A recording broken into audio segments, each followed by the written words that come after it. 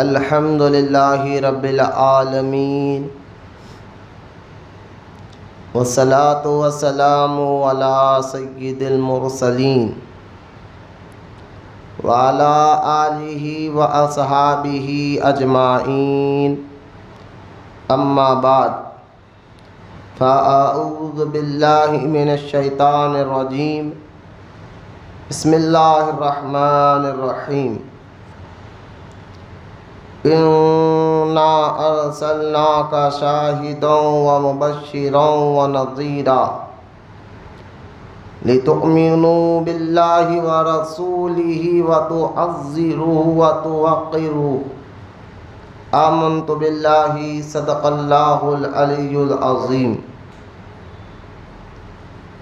وقال الله تعالى في شأن حبيبه الكريم ان اللہ وملائکتہ یصلون علی النبی یا ایھا الذین آمنوا صلوا علیہ وسلموا تسلیما اللہم صل علی سیدنا و مولانا محمد معدن الجود والکرم وعلی آلہ وبارک وسلم صلاۃ و سلام علیک یا رسول اللہ صلی اللہ تعالی علیہ وآلہ وصحبہ وسلم اما بعد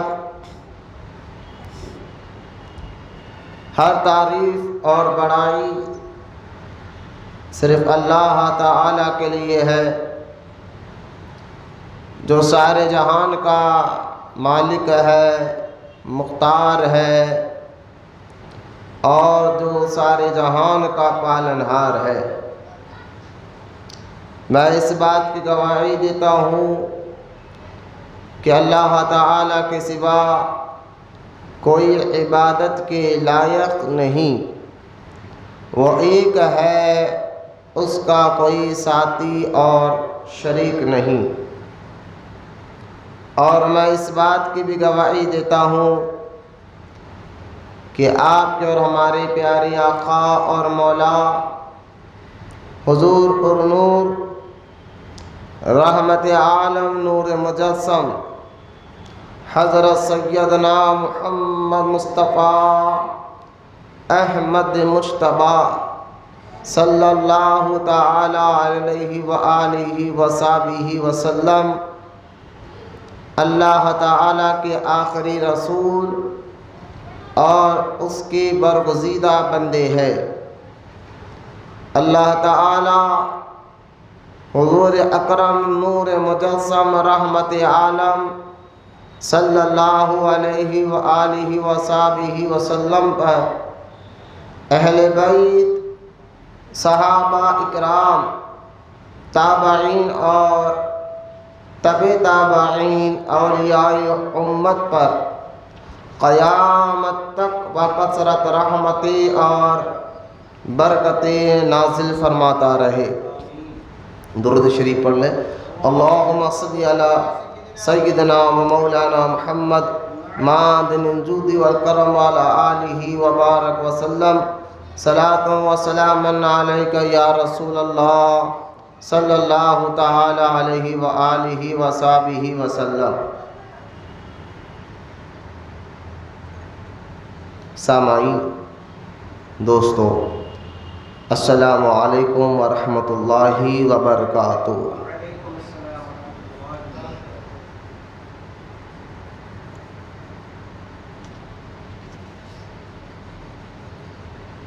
لگاتار ہم 2 جمعہ سے محبت رسول صلی اللہ علیہ وسلم کے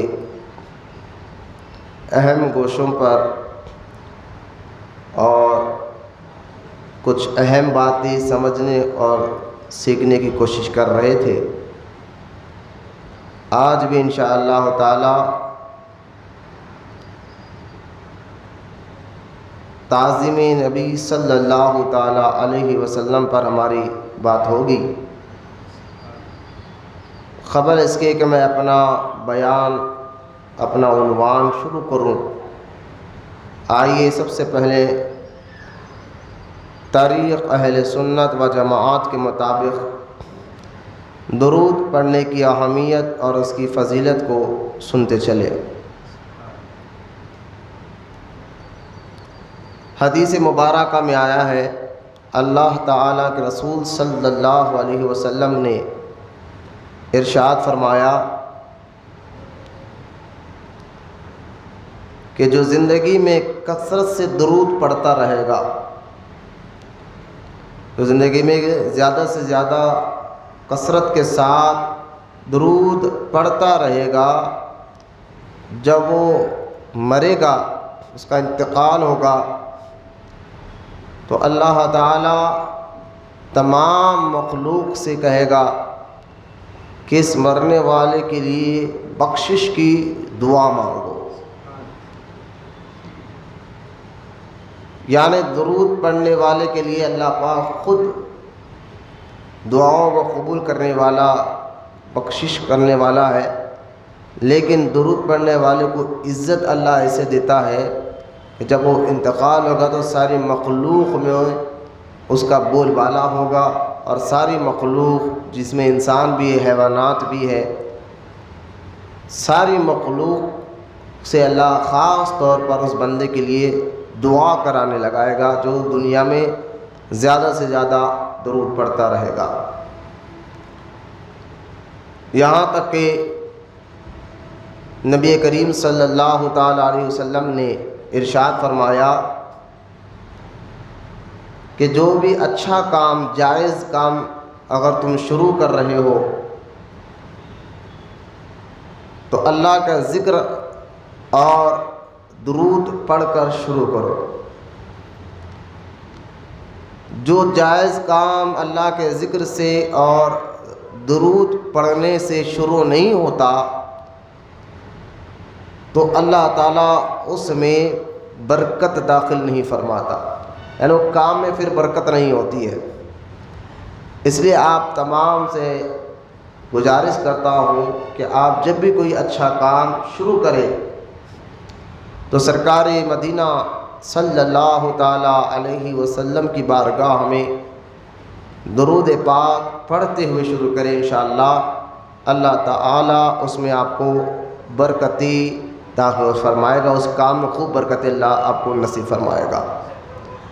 آئیے پیارے آقا کریم رؤوف الرحیم سبز گنبد میں آرام فرمانے والے مصطفیٰ جان رحمت صلی اللہ تعالیٰ علیہ وسلم کی بارگاہ اقدس میں ایک مرتبہ جھوم کر درود پاک پڑھے، اس کے بعد ہمارے بیان کو شروع پڑھے، سب مل کر پڑھے اللہم صلی علی سیدنا و مولانا محمد معدن الجود والکرم وعلی آلہ وبارک وسلم صلاۃ و سلام علیک یا رسول اللہ صلی اللہ تعالی علیہ وآلہ وصحبہ وسلم۔ حضور صلی اللہ تعالی علیہ وسلم کی محبت ہر مسلمان مرد اور عورت پر فرض ہے۔ بغیر حضور علیہ السلام کی محبت کے اللہ تعالیٰ کوئی بھی نام اعمال کو، یعنی آپ کی عبادتوں کو قبول نہیں فرماتا، اور اس کا ثبوت قرآن کی آیتیں ہے۔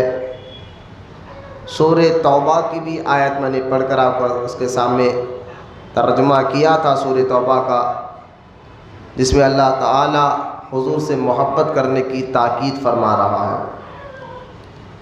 اور بھی بہت سی قرآن میں آیتیں ہیں جس میں اللہ تعالیٰ حضور صلی اللہ تعالیٰ علیہ وسلم سے محبت اور ان کا ادب کرنے کا حکم عطا فرما رہا ہے۔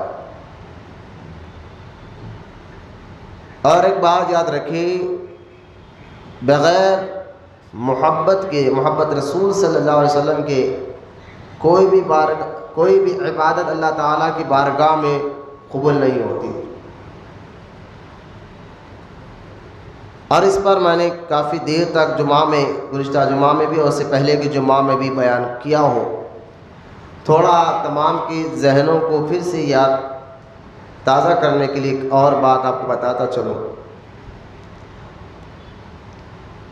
محبت کا معنی اور مطلب یہ ہے کہ کسی سے جب محبت ہو جاتی ہے تو اس کے آگے ہمارا دل نرم پڑ جاتا ہے، اس کے لیے ہمارا دل عاجز ہو جاتا ہے۔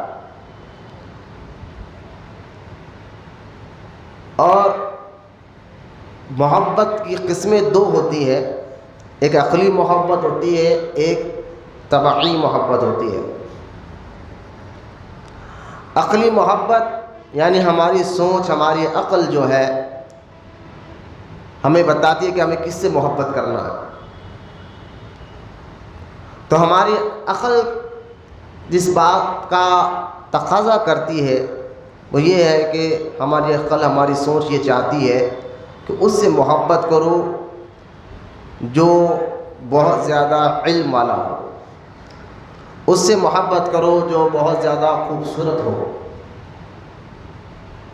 اس سے محبت کرو جو بہت زیادہ عقل مند ہو، اس سے محبت کرو جو بہت زیادہ مالدار ہو۔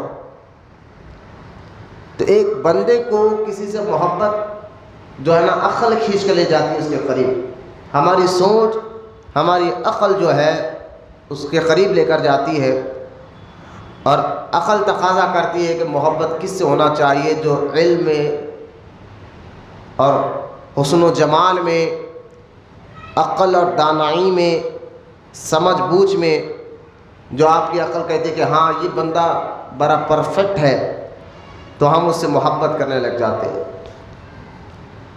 تو ایک محبت وہ ہوتی ہے جو عقل آپ کو کھینچ کر لے جاتی ہے اس کے قریب اور کہتے کہ ان سے محبت کرو۔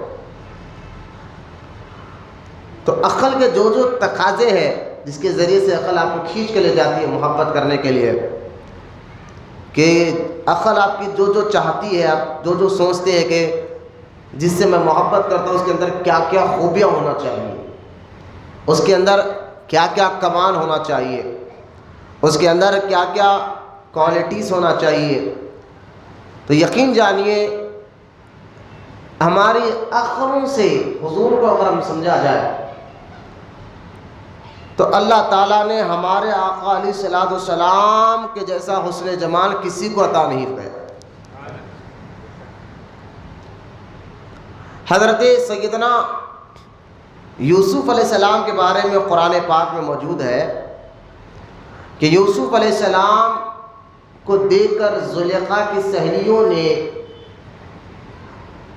اپنے ہاتھ میں جو پھل تھا، پھل کاٹنے کی بجائے انگلی کو کاٹ دیا اور ان کو پتہ تک نہیں چلا۔ یعنی اللہ تعالیٰ نے یوسف علیہ السلام کو اتنا خوبصورت اور اتنا حسین اور جمیل بنایا تھا کہ عورتوں نے جب زلیخا کو طعنہ دیا کہ تم ملکہ ہو کر ایک ایسے شخص پر فدا ہو گئی، تو زلیخا نے اپنے سہیلیوں کو دعوت دی تھی۔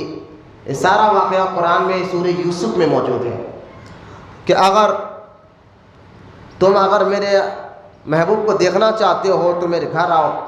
تو سارے سہیلیاں آئے اور ملکہ یعنی زلیخا نے اپنے سہیلیوں کے ہاتھ میں ایک چھری اور ایک پھل دیا، اس ہاتھ میں رکھو، اور یوسف علیہ السلام سے کہا اے یوسف میرے سہیلیوں کے سامنے سے ذرا گزر جاؤ۔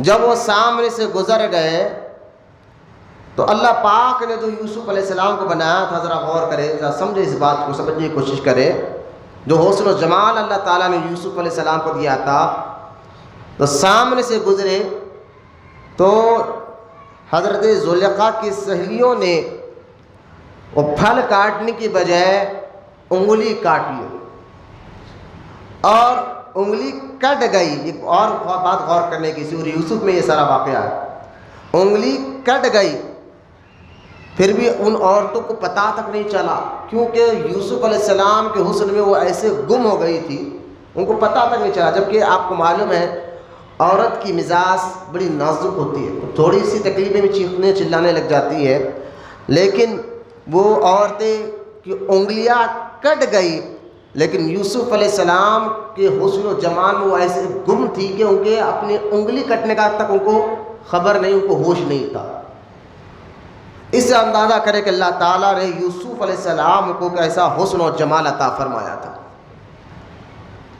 یہی بات سیدہ عائشہ صدیقہ رضی اللہ تعالیٰ عنہ جو تمام مسلمانوں کی ماں اور ہمارے اور آپ کے آقا کریم صلی اللہ علیہ وسلم کی مقدس بیوی ہے، ایک مرتبہ ہمارے آقا علیہ الصلوۃ والسلام سے عرض کرتی ہے کہ یا رسول اللہ صلی اللہ علیہ وسلم، اللہ تعالیٰ نے یوسف علیہ السلام کو تو ایسا حسن، ایسا کمال عطا فرمایا تھا جو قرآن میں خود موجود ہے کہ یوسف علیہ السلام کے حسن کو دیکھ کر عورتوں نے انگلیاں کاٹ لی، لیکن ہمارے نبی یوسف علیہ السلام سے بھی افضل اور اعلیٰ ہے۔ تو سیدہ عائشہ صدیقہ رضی اللہ تعالی عنہا کہتے ہیں کہ آقا جب آپ یوسف علیہ السلام سے بھی افضل ہے اور اعلیٰ ہے، پھر آپ کو وہ ظاہری طور پر ایسا حسن نہیں دکھتا جو یوسف علیہ السلام کے پاس تھا۔ تو اللہ کے رسول صلی اللہ علیہ وسلم نے مسکرا کر فرمایا، اے عائشہ، اللہ تعالیٰ نے میرے چہرے کے سامنے 70,000 پردے رکھے ہیں۔ پھر اللہ کے رسول علیہ السلام نے فرمایا کہ عائشہ، تم دیکھنا چاہتے ہو کہ اللہ پاک نے مجھے کیسا حسن و جمال دیا؟ تو سیدہ عائشہ صدیقہ نے عرض کیا، یا رسول اللہ صلی اللہ علیہ وسلم، یقیناً میں دیکھنا چاہتی ہوں۔ تو سرکار دو عالم علیہ السلام نے فرمایا اپنی آنکھیں بند کرو۔ انہوں نے اپنی آنکھیں بند کی، پھر اس کے بعد کچھ دیر کے بعد سرکار نے فرمایا، اے عائشہ اپنی آنکھیں کھولو۔ جیسا اماں جان سیدہ عائشہ صدیقہ رضی اللہ تعالیٰ عنہا نے آنکھیں کھولی تو دیکھا کہ سرکار کا چہرہ حسن و جمال ایسا تھا کہ آپ کو خوف ہو گیا، کہیں وہ نور جو سرکار کے چہرے سے نکل رہا ہے اس کے آگے میں بے ہوش نہ ہو جاؤں۔ وہ ڈر گئی۔ تو سرکار دو عالم علیہ السلام نے فرمایا، اے عائشہ ڈرتی کیوں ہو؟ تو کہا، یا رسول اللہ صلی اللہ علیہ وسلم، آپ کے چہرے پر جو حسن و جمال میں دیکھ رہی ہوں، میں ڈر گئی کہ اس حسن و جمال کے سامنے میں گر نہ جاؤں، بے ہوش نہ ہو جاؤں۔ تو اللہ کے رسول علیہ السلام نے مسکرا کر فرمایا، اے عائشہ ابھی تو ایک پردہ بھی اللہ تعالیٰ نے ہٹایا نہیں تھا، ایسے 70,000 پردے میرے سامنے ہیں چہرے کے ساتھ، ابھی ایک پردہ آپ نے ہٹایا تو چہرے کا یہ خوبی تھی۔ تو میں آپ کو بتانا سمجھانا یہ چاہتا ہوں، عقل یہ چاہتی ہے کہ محبت اس سے کرو جو حسن و جمال میں کامل ہو، جو علم میں ہو، جو بڑا خوبی رکھنے والا ہو۔ تو یقین جانے جو آپ کی سوچ ہے، جو آپ کی عقل ہے، جو آپ کی سوچتی ہے کہ کس سے محبت کرنا چاہیے، تو سب سے اونچے مقام پر اگر آپ کی عقل کسی کو دیکھتی ہے جو ہر خوبی، ہر کمال میں اپنی مثال آپ ہے، آپ جیسا اللہ نے کسی کو بنایا نہیں، نہ قیامت تک آپ جیسا کسی کو بنائے گا۔ تو اللہ تعالیٰ نے جو ہمیں کو عقل دی ہے، تو وہ عقل سے بھی ہم حضور کو سمجھے تو حضور کے حسن و جمال، علم اور اللہ پاک نے جو خوبی آپ کو عطا فرمائی ہے، وہ سارے انسانوں میں سب سے اونچے مقام پر وہ آپ کے اور ہمارے نبی کی ذات مبارکہ نظر آتی ہے۔ حضور کی ذات مبارکہ ہر خوبی میں اعلیٰ ہے، جن کی خوبیوں کو خود اللہ قرآن میں یہ کہے، اندازہ کہ جن کی خوبیوں کو اللہ خود قرآن میں کہے، اِنَّكَ عَلَىٰ خُلُقٍ عَظِيمٍ۔ اب اس سے اندازہ اس سے بڑھ کے کیا ہوگی؟ اللہ جن کے اخلاق، جن کے خوبیوں کی تعریف خود کرتا ہے، دیتا بھی خود ہے، تعریف بھی خود کرتا ہے۔ خود اللہ پاک یہ کہہ رہا ہے، اِنَّكَ عَلَىٰ خُلُقٍ عَظِيمٍ، اے محبوب تیرے اخلاق تو خلق عظیم ہے۔ تو میرے آقا علیہ السلام کی دیوانوں، عقل جس سے محبت کرنے کا تقاضا کرتی ہے، تو عقلی طور پر بھی اگر ہمارے نبی کو سمجھا جائے، پڑھا جائے، تو عقل کہتے کہ ہاں محبت اگر ہونا چاہیے تو وہ مدینے والے آقا صلی اللہ علیہ وسلم سے ہونا چاہیے۔ یہ عقلی محبت کی ایک مثال، تاکہ اپنے ذہنوں کو پھر سے تازہ کرنے کے لیے میں نے آپ کے سامنے یہ باتیں رکھی ہیں۔ اور ایک ہے طبعی محبت۔ یہ طبیعتاً جو محبت ہوتی ہے، یہ آپ کو عقل نہیں لے جاتی، یہ خود سے آپ جب پیدا ہوتے ہیں تو آپ کی مزاج میں یہ محبت ہوتی ہے، آپ کے دل دماغ میں یہ محبت ہوتی ہے، جس کو ہم طبیعتاً محبت کہتے ہیں یا فطری محبت کہتے ہیں. وہ محبت آپ کسی کے کہنے سے یا کسی کے بولنے سے نہیں آتی، نہ عقل کے کہنے سے آتی ہے، وہ خود بخود ہم محبت لے کر پیدا ہوتے ہیں، جس کو ہم طبعی محبت کہتے ہیں. تو طبعی محبت کیا ہے؟ جیسا کہ ماں باپ کی محبت ہے. ایک باپ اولاد سے محبت کرتا ہے، ماں اولاد سے محبت کرتے، اولاد ماں باپ سے محبت کرتے، بھائی بھائی کی محبت ہے، رشتہ داروں کی محبت ہے. تو یہ جو محبت ہے یہ کوئی سمجھاتا نہیں ہے ہمیں، یہ خود ہم لے کر پیدا ہوتے ہیں، ماں باپ کی محبت. اس کو کہتے ہیں طبعی محبت، فطری محبت، جو آپ خود لے کر پیدا ہوتے ہیں. لیکن اگر آپ اس چیز میں بھی دیکھا جائے، کیونکہ محبت کے دو راستے ہیں، عقلی، اور عقل کہتی کہ حضور سے محبت کر، اور طبعی محبت. تو طبعی محبت میں اگر ہم دیکھا جائے تو اس میں بھی حضور پہلے آتے. کیوں؟ اس کی وجہ یہ ہے، اگر ماں کی محبت اور نبی کی محبت میں اگر آپ ماپ نہ جائے تو اوپر حضور کی محبت پہلے غالب آئے گی. آپ بولیں گے وہ کیسے؟ کیونکہ ماں کی محبت تو، ماں کی ممتا کے بارے میں تو آپ سنتے رہتے ہیں، اور ماں اپنی ہر بچے سے محبت کرتی ہے، چاہے اس کا بچہ کیسا بھی ہو، نیک ہو تو بھی محبت کرتی ہے، گناہ گار بھی ہو تو محبت کرتی ہے. لیکن کسی بھی حال میں ہو تو بچہ ماں کی نظر میں بیٹا ہی ہوتا ہے. ماں بڑی محبت کرتی ہے اپنے بچے سے. لیکن میں آپ کو سمجھانا چاہتا ہوں، اگر ماں کی محبت میں اور حضور کی محبت کو اگر آپ سامنے رکھے تو اس میں بھی، یعنی جو محبت آپ لے کر پیدا ہوئے خود بخود آئی ہے، تو طبعی محبت کا بھی تقاضا یہ ہے کہ حضور سے محبت کیا جائے. کیوں؟ وجہ یہ ہے کہ طبیعت کہتی ہے ماں سے محبت اس لیے کرو کہ ماں بغیر غرض سے محبت کرتی ہے آپ سے. کوئی محبت آپ کو کچھ غرض سے کرتے، کوئی غرض والے بھی غرض سے محبت ہوتے ہیں. بغیر غرض کے اگر کوئی محبت کرتی ہے تو وہ ماں ہے، جو آپ کے نہ پیسوں کی وجہ سے محبت کرتی ہے. بیٹا گورا ہو، کالا ہو، نیلا ہو، پیلا ہو، کیسا بھی ہو، ماں محبت ضرور کرتی ہے. کیونکہ ماں کی محبت بے لوث ہوتی ہے، بغیر غرض کے ہوتی ہے. تو لہٰذا جب ماں کی محبت بے لوث ہے، بغیر غرض کے ہے، تو اس لیے بیٹا بھی ماں سے محبت کرتا ہے، اولاد بھی ماں باپ سے محبت کرتی ہے. لیکن میں آپ کو سمجھانا چاہتا ہوں، اگر اس نظریے سے دیکھا جائے کہ ماں اپنی اولاد سے بغیر غرض کے محبت کرتی ہے، تو اس میں بھی ہمارے حضور سب سے افضل آئیں گے. کیوں؟ کیونکہ حضور کی محبت، حضور کی شفقت اپنی امت کے لیے ماں سے بھی زیادہ ہے. بولے محبت. اس کی ایک مثالیں میں آپ کو دیتا ہوں. جیسا کہ سورہ توبہ میں اللہ پاک نے خود حضور کے بارے میں فرمایا. سورہ توبہ جہاں ختم ہو رہی ہے، اللہ خود فرماتا ہے حریصٌ، میرا حبیب بڑا حریص ہے. حریص ہے کس بات میں؟ کہ اس کے امتی زیادہ سے زیادہ کلمہ پڑھے اور زیادہ سے زیادہ جنت میں داخل ہو. اور حدیث پاک میں آتا ہے، نبی کریم صلی اللہ تعالی علیہ وسلم کے بارے میں ارشاد ہوتا، سرکار نے خود ارشاد فرمایا، جب دنیا میں میرا کسی امتی کو پیر میں کانٹا بھی چبھتا ہے، تکلیف اس کو بعد میں ہوتی ہے، اس کا اثر پہلے مجھے ہوتا ہے. اس سے اندازہ کریں کہ حضور اپنی امت سے کتنی محبت کرتے ہیں.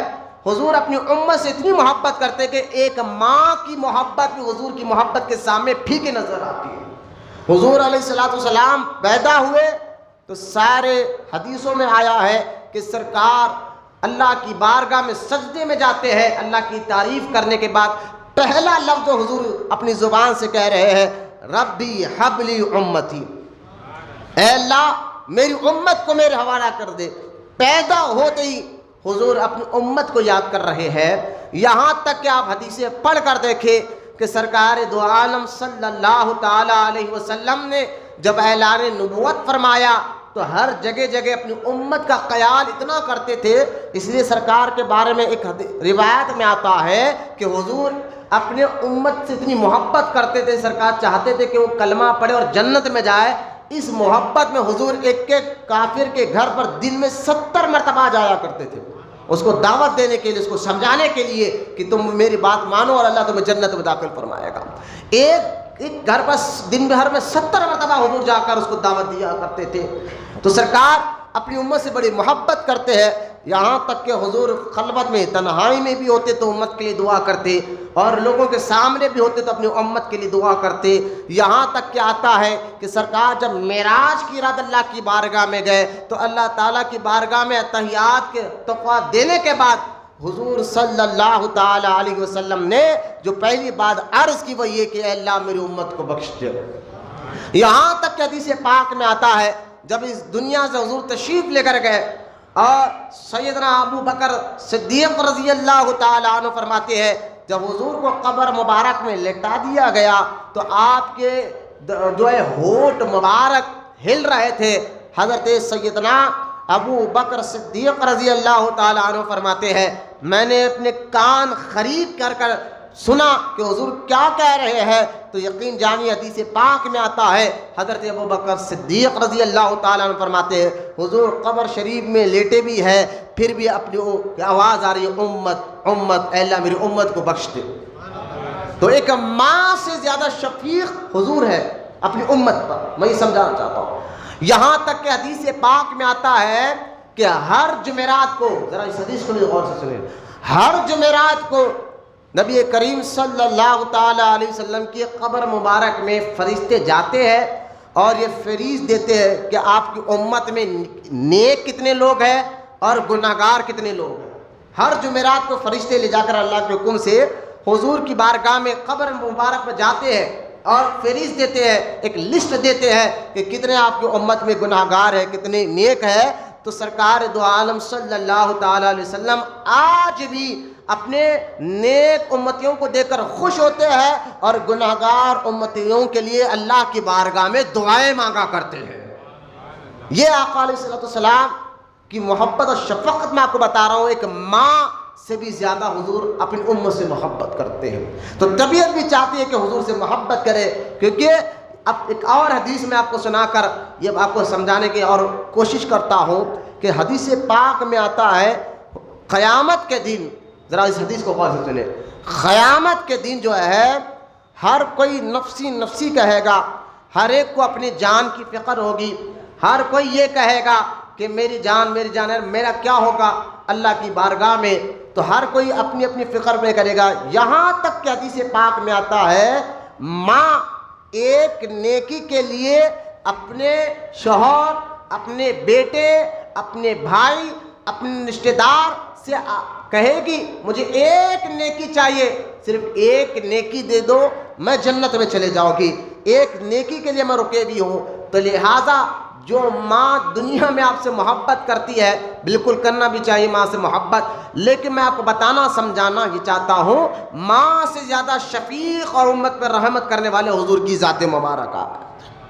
قیامت کے دن ایک ماں جو ہے ایک نیکی کے لیے بیٹے سے، شوہر سے، رشتہ داروں سے کہے گی، ہر ایک کو نفسی نفسی کا لگا ہوگا۔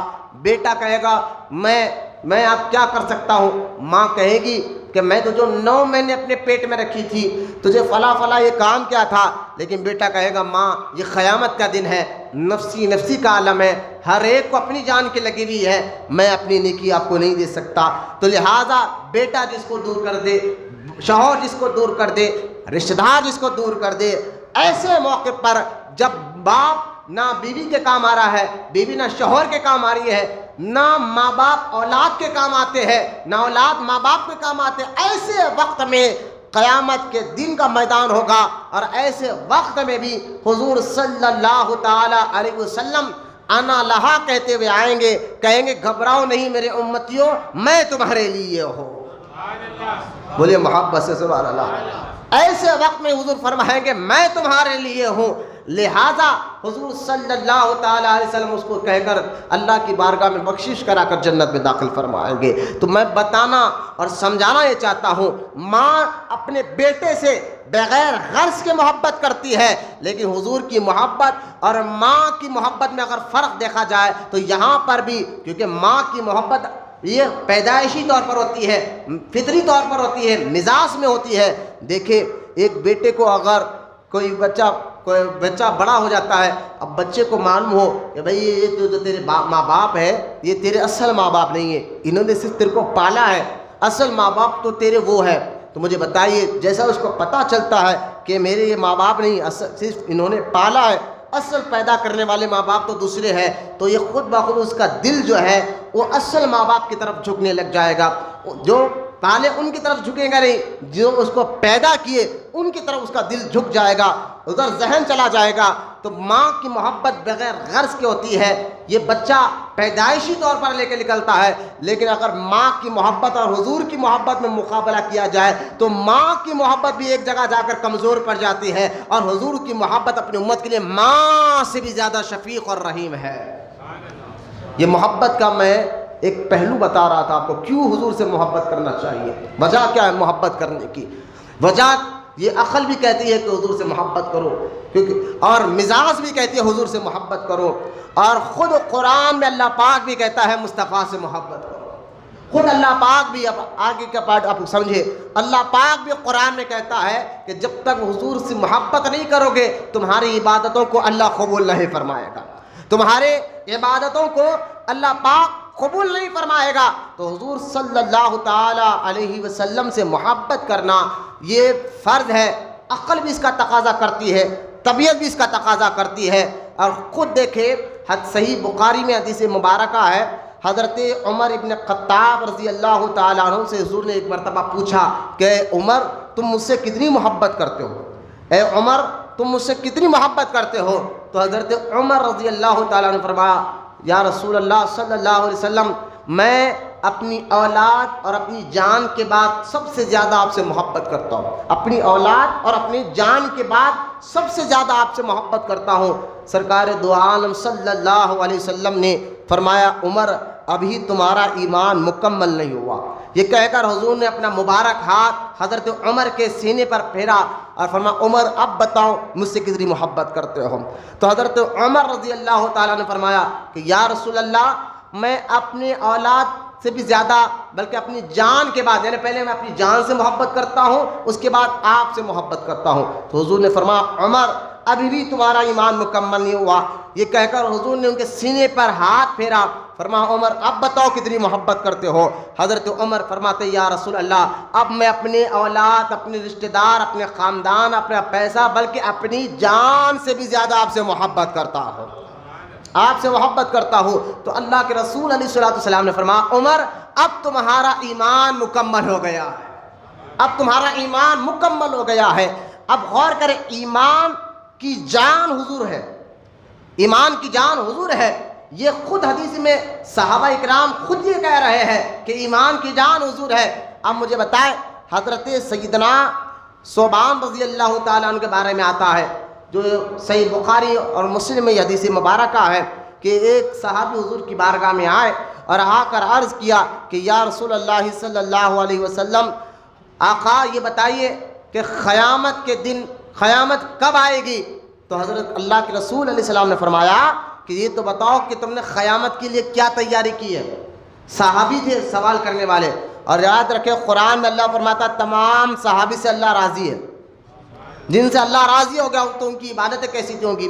تو صحابہ بے نمازی تو ہو نہیں سکتے، صحابی رسول ہے، حضور سے کہہ رہے کہ قیامت کب آئے گی؟ تو اللہ کے رسول علیہ السلام فرماتے ہیں کہ میرے غلام یہ تو بتا تو نے قیامت کے لیے تیاری کیا رکھی ہے؟ تو وہ صحابی یہ نہیں کہتے کہ نماز میں نے پڑھا ہے، روزے میں نے رکھے ہیں، حج بھی کیا ہے، مال میں سے زکوٰۃ بھی دیتا ہوں، یہ سارے کام کرتا ہوں، نمازوں کی تیاری ہے، روزوں کی تیاری ہے، حج میں نے کر لیا ہے، یہ ساری تیاری میں نے قیامت کے لیے تو کی ہے کہ قیامت کے دن اللہ کی بارگاہ میں سارے نیک عمل پیش کروں، اس لیے تو تیار کر رہا ہوں۔ نہ، صحابی یہ نہیں کہتے ہیں، صحابی کا یقین دیکھے، صحابی کہتے ہیں حضور نمازیں تو پڑھی ہے لیکن اس پر یقین نہیں، لیکن ہاں میں اللہ اور اس کے رسول سے محبت کرتا ہوں، اللہ اور اس کے رسول سے محبت کرتا ہوں۔ تو حضور نے یہ نہیں کہا کہ اللہ رسول سے محبت کرنا ہی کافی نہیں ہے، نہ تمہیں نمازہ بھی پڑھنا ہے، کیونکہ وہ صحابی خود نمازی ہے، نماز یہ نہ سمجھے کہ وہ نمازی نہیں ہے، معاذ اللہ، وہ نمازی روزہ دار عبادت گزار ہے، لیکن ان صحابہ کو عبادت پہ بھروسہ نہیں، اللہ رسول کی ذات پر بھروسہ ہے۔ حضور سے محبت کرتے ہیں تو حضور صلی اللہ علیہ وسلم نے فرمایا کہ سنو میرے صحابہ، جو دنیا میں جس سے محبت کرتا ہے قیامت کے دن وہ اسی کے ساتھ اٹھایا جائے گا۔ اگر تو مجھ سے محبت کرتا ہے تو قیامت کے دن میرے ساتھ تیرا حشر ہوگا، تو میرے ساتھ رہے گا۔ اس حدیث کو بیان کرنے کے بعد حضرت انس بن مالک رضی اللہ تعالیٰ عنہ فرماتے ہیں کہ جب یہ سرکار نے کہا نا جو دنیا میں جس سے محبت کرتا ہے میں جو ہے قیامت کے دن وہ اسی کے ساتھ ہوگا، حضرت انس کہتے ہیں یہ سننے کے بعد مجھے اتنی زیادہ خوشی ہوئی، حضرت انس بن مالک کہہ رہے ہیں اتنی زیادہ خوشی ہوئی کہ جب میں اسلام قبول کیا تو خوش ہوا تھا بہت، جب اسلام قبول کر بہت خوش ہوا تھا، اس کے بعد حضور کا یہ فرمان سننے کے بعد بہت خوش ہوا، جو حضور نے فرمایا کہ دنیا میں جو جس سے محبت کرتا ہے قیامت میں وہ اسی کے ساتھ ہوگا۔ حضرت انس بن مالک کہتے ہیں لوگوں سنو، اب میں اتنا خوش ہوا اس حدیث کو سن کر، انس بن مالک رضی اللہ تعالیٰ فرماتے ہیں میرا اعلان سن لو، آج کے بعد میں محبت محمد رسول اللہ سے بھی کرتا ہوں، ابو بکر سے بھی کرتا ہوں، عمر سے بھی کرتا ہوں، عثمان اور علی سے بھی کرتا ہوں۔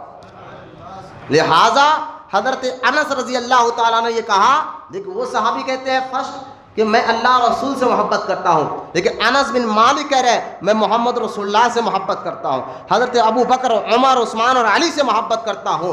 یہاں حضرت انس نے اللہ کا نام نہیں لیا، حضور کا نام لیا، حضور کا نام لیا۔ کیوں؟ کیونکہ انس بن مالک کہتے ہیں رب کی اور حضور کی محبت جدا نہیں، ایک ہے۔ جو حضور سے محبت کرتا ہے وہ حقیقت میں رب ہی سے محبت کرتا ہے، جو حضور کا فرما بردار ہے وہ حقیقت میں رب ہی کا فرما بردار ہے، جو حضور کا اطاعت گزار ہے وہ حقیقت میں اللہ ہی کا اطاعت گزار ہے۔ لہٰذا اب دیکھیں یہاں اس حدیث سے پتہ یہ چلا اگر بندہ نماز کو رکھے اور محبت رسول کو رکھے، دونوں کو رکھے، ان دونوں میں اہمیت کیا چیز ہے؟ محبت رسول ہے یا نماز ہے؟ ان دونوں کو اگر سامنے رکھے، ذرا غور کریں میرے بات کو تو یاد رکھے، تو ان دونوں میں پہلا نماز نہیں آئے گا، حضور کی محبت آئے گی۔ نماز اور حضور کی محبت کو ایک ساتھ دیکھیں، آپ ایک ساتھ دیکھیں تو ان دونوں میں آپ کس کو زیادہ اہمیت دیں گے؟ تو بولے محبت رسول۔ کیوں؟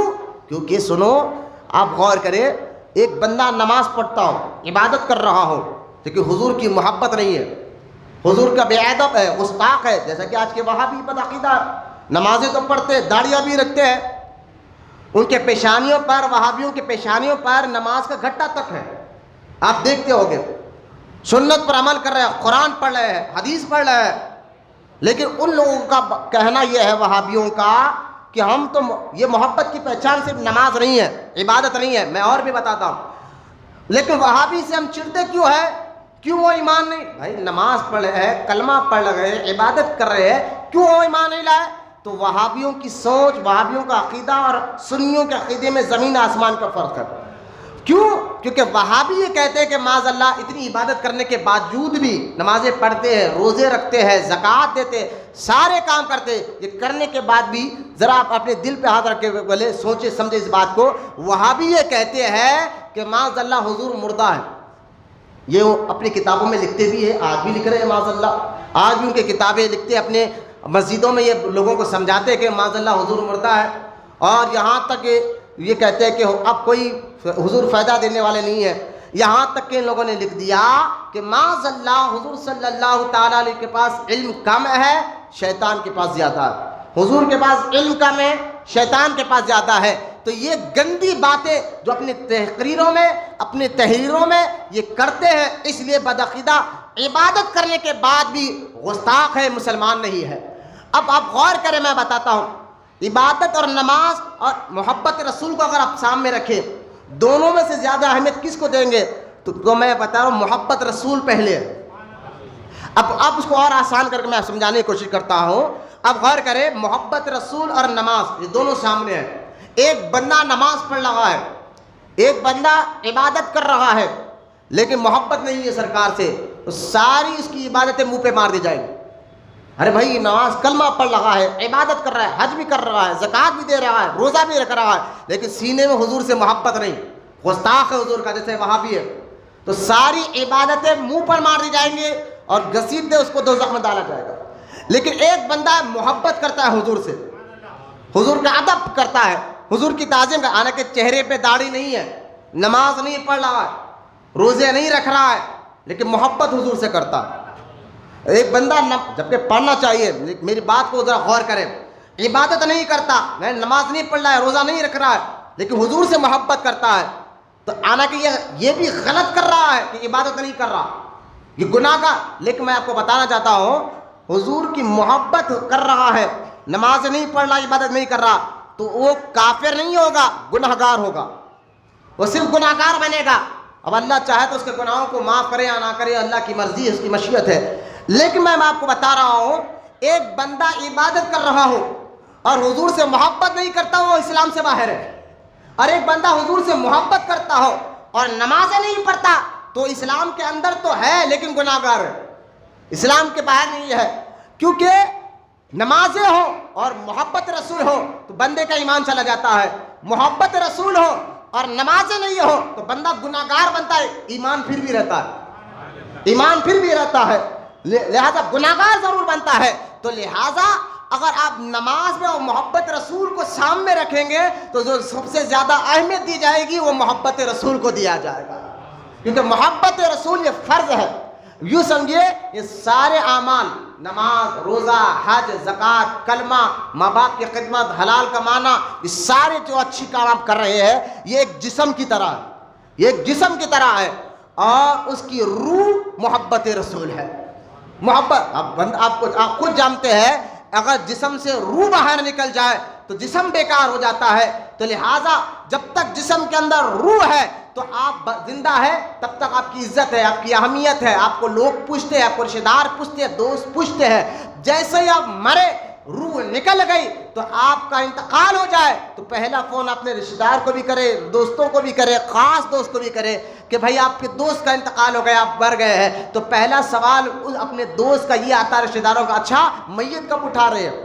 آپ جب تک آپ کا نام نہیں لیا، جب تک آپ زندہ تھے آپ عبداللہ تھے، جب تک آپ زندہ تھے آپ کا نام لیا جاتا تھا، لیکن جیسا آپ مر گئے تو آپ کا نام ہو گیا میت، مرحوم۔ کب اٹھایا جا رہا ہے؟ انتقال ہوگا، میت۔ تو لہٰذا آپ کے اندر آپ کا جسم جو ہے نا، جسم کوئی کمال نہیں رکھتا، روح ہے جو آپ کو انسان بنا کر رکھتی ہے، روح ہے، آپ زندہ ہے تب تک آپ کا نام عبداللہ ہو یا عبد الرحمن ہو یا عبد الغفار ہو، آپ کا نام لیا جاتا ہے۔ جسم سے روح نکل گئی تو آپ کا نام بھی نہیں لیا جاتا بلکہ میت کہا جاتا ہے، مرحوم کہا جاتا ہے۔ لہٰذا تو پتہ کیا چلا ہے، انسان کا جسم نہیں، جسم کے اندر روح ہے، جب تک روح ہے تو آپ کے کمالات ہے، آپ کی عزت ہے، آپ کا وقار ہے، آپ خود ہے۔ اب جیسا ہی روح نکل گئی تو جسم آپ کا بیکار ہوگا۔ اسی طرح سارے اچھے کام، نماز، روزہ، حج، زکوٰۃ ایک جسم کی طرح ہے لیکن اس کی روح محبت رسول ہے، حضور کی محبت ہے، محبت رسول ہے۔ اور جب تک ان عبادات میں محبت رسول کا رنگ چڑھائیے وہی عبادت اللہ کی بارگاہ میں قبول ہوتی ہے، وہی عبادت اللہ تعالیٰ قبول بھی فرماتا ہے اور اس کا بدلہ، اس کا اجر بھی عطا فرماتا ہے۔ لہٰذا اگر نماز اور محبت رسول کو سامنے رکھا جائے تو ہمیں اہمیت نماز کو نہیں، محبت رسول کو دینا چاہیے۔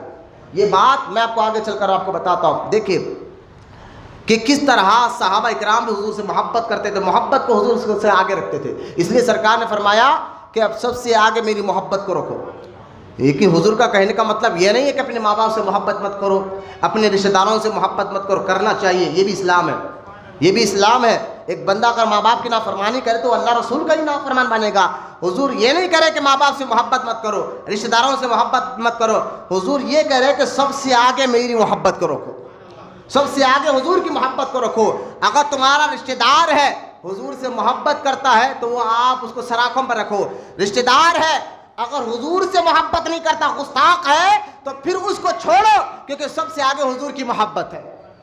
یہ بات صحابہ اکرام نے بھی سمجھائی ہے کہ حضور کی محبت سب سے آگے، حضور سے محبت کرنا تو حضور کی محبت کو سب کیا۔ اگر باپ ہو اگر حضور سے محبت نہیں کرتا، معاذ اللہ گستاخ ہو گیا، وہابی ہو گیا، تو اس کے باپ، ارے بھائی باپ ہے عزت کرنا ہے، نہیں، جب حضور کی عزت اس کے دل میں نہیں ہے۔ جیسا کہ ہمارے دیکھیے اگر ہم کو سامنے رکھا جائے اور نمازوں کو، روزوں کو سامنے رکھا جائے تو ہم سے زیادہ عزت نماز کی ہے۔ اگر ہم کو سامنے رکھے، سامنے نماز، روزہ، حج، زکوٰۃ رکھے، یہ ساری عبادتیں رکھے، تو ہم سے زیادہ اہمیت کا کام نماز، اپنی ذات سے زیادہ اہمیت جس کو دیں گے وہ روزے کو دیں گے، اپنے آپ سے زیادہ عزت جس کو دیں گے وہ زکوٰۃ کو دیں گے، حج کو دیں گے، اچھے کام کو دیں گے، اچھے کام کو اپنے سے زیادہ عزت دے۔ تو لہٰذا اگر آپ ہے اور آپ کے سامنے عبادتیں ہیں تو ہماری اہمیت کیا ہوگی کہ ہم سے زیادہ اہمیت عزت ہم عبادتوں کو دیں گے۔ اسی طرح عبادتوں کو ایک جگہ رکھو، حضور کو سامنے رکھو، بولے محبت سے زیادہ حضور کو سامنے رکھو، تو اب نماز سے زیادہ اہمیت حضور کی ہوگی، روزے سے زیادہ عزت حضور کی ہوگی، زکوٰۃ اور حج سے زیادہ اہمیت حضور کی ہوگی، ماں باپ سے زیادہ اہمیت اور عزت حضور کی ہوگی۔ بولے محبت سے سبحان اللہ۔ میں آپ کو کوئی غلط باتیں نہیں سمجھا رہا ہوں، قرآن حدیث اسی بات کا تقاضا کرتے ہیں۔ میں آپ کو یہ بتا رہا ہوں حضور کی محبت ہی دین حق کی شرط اول ہے، حضور کی محبت ہی دین حق کی شرط اول ہے، اگر اسی میں ہو کامی تو پھر سب کچھ نامکمل ہے۔ یہ بات صحابہ بھی سمجھ گئے تھے۔ آپ جانتے ہیں حضرت سیدنا ابو عبیدہ ابن جرار رضی اللہ تعالیٰ عنہ، یہ بہت زبردست صحابی رسول گزرے ہیں، ابو عبیدہ ابن جرار رضی اللہ تعالیٰ عنہ، اور اللہ تعالیٰ نے حضرت ابو عبیدہ ابن جرار کو ایسی خوبی دی تھی کہ آپ ہڈی کو ہڈی لگا کر اس دور میں آپریشن کیا کرتے تھے۔ یہ زبردست ڈاکٹر تھے ابو عبیدہ ابن جرار رضی اللہ تعالیٰ عنہ۔ جب یہ ایمان لا لیے، حضور کی بارگاہ میں اسلام کو قبول کر لیا، جب اسلام قبول کر لیا تو جب دشمن حضور پر حملہ کر رہے تھے، جنگ احد کا یہ واقعہ ہے، احد کے میدان میں حضرت ابو عبیدہ ابن جرار رضی اللہ تعالیٰ عنہ جو حضور کے ساتھ ہے، لیکن انہی کے باپ ابو عبیدہ ابن جرار کا باپ جو ہے وہ دشمنوں کے ساتھ تھا، وہ دشمنوں کے ساتھ لڑنے آیا تھا، اور ابو عبیدہ ابن جرار کے والد یعنی ان کے باپ جو ہے تلوار اور لٹ بازی کے زبردست استاد تھے، کوئی ان کا مقابلہ نہیں کر سکتا تھا۔ لہٰذا جب احد کے میدان میں ان کے باپ ابو عبیدہ بن جرار کے باپ جو ہے لوگوں کو، صحابہ کو، مسلمانوں کو مار رہے تھے، ابو عبیدہ بن جرار حضور کی بارگاہ میں میدان میں آ کر کہنے لگے یا رسول اللہ، یہ میرا باپ ہے، یہ تلوار بازی کا اچھا استاد ہے، یہ لٹ بازی کا اچھا استاد ہے، اور اسی نے مجھے تلوار بازی بھی سکھائی ہے اور لٹ بازی بھی سکھائی ہے۔ دیکھیں اگر باپ، ماں اور باپ آ جائے سامنے تو حضور پہلے، یہ سمجھانا چاہ رہا ہوں میں آپ کو۔ اب صحابی ہے، ان کے باپ ہے، میدان میں احد کا میدان چل رہا ہے، باپ ہے، لیکن صحابی رسول ابو عبیدہ بن جرار رضی اللہ تعالیٰ عنہ حضور سے کہتے یا رسول اللہ مجھے اجازت دیجئے میں اپنے باپ سے لڑوں، اپنے باپ سے لڑوں، کیونکہ میرا باپ سے کوئی مقابلہ نہیں کر سکتا، میں اس کا شاگرد ہوں، میں مقابلہ کروں گا، لہٰذا مجھے اجازت دیجئے۔ سرکار نے ایک بار رکا، وہ خاموش رہے، پھر وہ گئے میدان میں، دو چار کو مارے، پھر آئے، حضور دیکھیں میرا باپ بڑا زبردست استاد ہے، تلوار بازی جانتا ہے، حضور مجھے اجازت دیجئے۔ سرکار نے ابھی اجازت نہیں دی، پھر میدان میں گئے، دو چار کو گرا کر پھر واپس آئے، کہا یا رسول اللہ مجھے اجازت دیجئے میں اپنے باپ سے لڑوں، کیونکہ جو آپ کا نہیں وہ میرا کیسے ہو سکتا ہے۔ لہٰذا صحابہ نے یہ مزاج، یہ صحابہ کی مزاج ہے، میں آپ کو صحابہ کی سوچ اور مزاج بتا رہا ہوں کہ حضور کی ذات صحابہ کی نظروں میں اپنے آپ سے بلکہ اپنے ماں باپ سے بھی زیادہ اہمیت رکھتی تھی۔ یہی مزاج آج آپ کو ہونا چاہیے، اسی مزاج کو اللہ پسند فرماتا، رسول بھی پسند فرماتے ہیں۔ لہٰذا ابو عبیدہ بن جرار رضی اللہ تعالیٰ عنہ تیسری مرتبہ جب آ کر کہتے ہیں تو سرکار اجازت دیتے ہیں۔ میدان احد کا تھا، سارے لوگ دیکھ کر حیران ہو گئے کہ ایک میدان میں باپ اور بیٹا مقابلہ کر رہے ہیں، اور ابو عبیدہ بن جرار یہ سوچ نہیں لیتے کہ یہ میرا باپ ہے، بلکہ یہ دیکھ رہے کہ یہ نبی کا گستاخ ہے، یہ نبی کا دشمن ہے۔ لہٰذا ابو عبیدہ بن جرار رضی اللہ تعالیٰ عنہ نے، سارے میدان کے لوگ دیکھ رہے ہیں، حیران ہے کہ باپ بیٹے لڑائے ہیں، لیکن ابو عبیدہ بن جرار نے اپنے باپ کا سر نکال کر حضور کے قدموں میں لا کر یہ پیش کیا، کہا کہ یا رسول اللہ جو آپ کا نہیں وہ ہمارا نہیں ہو سکتا۔ یہ صحابہ کی مزاج میں آپ کو بتا رہا ہوں، یہ صحابہ کے دور سے چلتا ہے۔ اس لیے میں کہتا ہوں اگر آپ کا باپ، آپ کا بھائی، آپ کا رشتہ دار، آپ کا دوست وہابی ہو جائے، بدعقیدہ ہو جائے، حضور کے بارے میں گندی گندی باتیں کرتا ہو، حضور کے علم کے بارے میں کہتا ہو، حضور کو معاذ اللہ مردہ کہتا ہو، حضور کو جو ہے آئل فیل بکتا ہو، تو آپ یہ نہ دیکھو کہ میرا باپ ہے میں کیا کر سکتا ہوں، رشتہ داری نبھانی پڑتی ہے، رشتہ داری لے کے چلنی پڑتی ہے۔ نہ، سب سے آگے اگر کسی ذات کو رکھنا ہے، جب سے آگے جس کو عزت دینا ہے وہ حضور کی ذات مبارکہ ہے۔ لہذا جو حضور کا نہیں، صحابہ نے اپنے باپ کا بھی سر نکال کر بتایا. حضرت عمر ابن خطاب رضی اللہ تعالیٰ عنہ، میں صحابہ کی مزاج بتا رہا ہوں، حضرت فاروق اعظم رضی اللہ تعالیٰ عنہ بدر کے میدان میں اپنے سگے ماموں کو قتل کرتے ہیں صرف اس لیے کہ وہ نبی کا دشمن ہے، نبی کا گستاخ ہے. تو یہ مزاج آپ کے اندر آنا چاہیے، تبھی آپ کو ایمان کیا ہے سمجھ میں آئے گا، عقیدہ کیا ہے آپ کو سمجھ میں آ جائے گا. تو محبت رسول، اب غور کریں کہ اگر ہم یہ ساری باتوں کو سمجھ گئے ہیں، اب آگے دیکھیں محبت جس سے آپ کرتے ہیں. میں محبت پر بہت زیادہ دو لگاتار 2 جمعہ سے آپ کے سامنے تقریریں کر رہا ہوں. اب یہاں اس چیپٹر کو روکتے ہوئے میں آگے آپ کو بتانا چاہتا ہوں کہ اب محبت ہے کیا. جس سے آپ محبت کرتے ہیں تو آپ پھر خود بخود اس کی عزت بھی کرنے لگ جاتے ہیں. آپ جس سے محبت کرتے ہیں اس سے ادب بھی کرنے لگ جاتے ہیں. ایک مرید اپنے پیر سے محبت کرتا ہے تبھی تو اس کی عزت کر رہا ہے، تبھی تو اس کا ادب کر رہا ہے، تبھی تو ان کی تعظیم کر رہا ہے. ایک شاگرد اپنے استاد سے جب محبت کرتا ہے تو ادب بھی کرنے لگ جاتا ہے، تعظیم بھی کرنے لگ جاتا ہے. اب حضور سے محبت کرنا یہ ہر مسلمان پر اللہ نے فرض کر دیا. بولے محبت سے سبحان. حضور سے محبت کرنا، سورہ توبہ کی آیت میں نے پڑھی ہے، میں ان آیتوں کی طرف نہیں جاتا.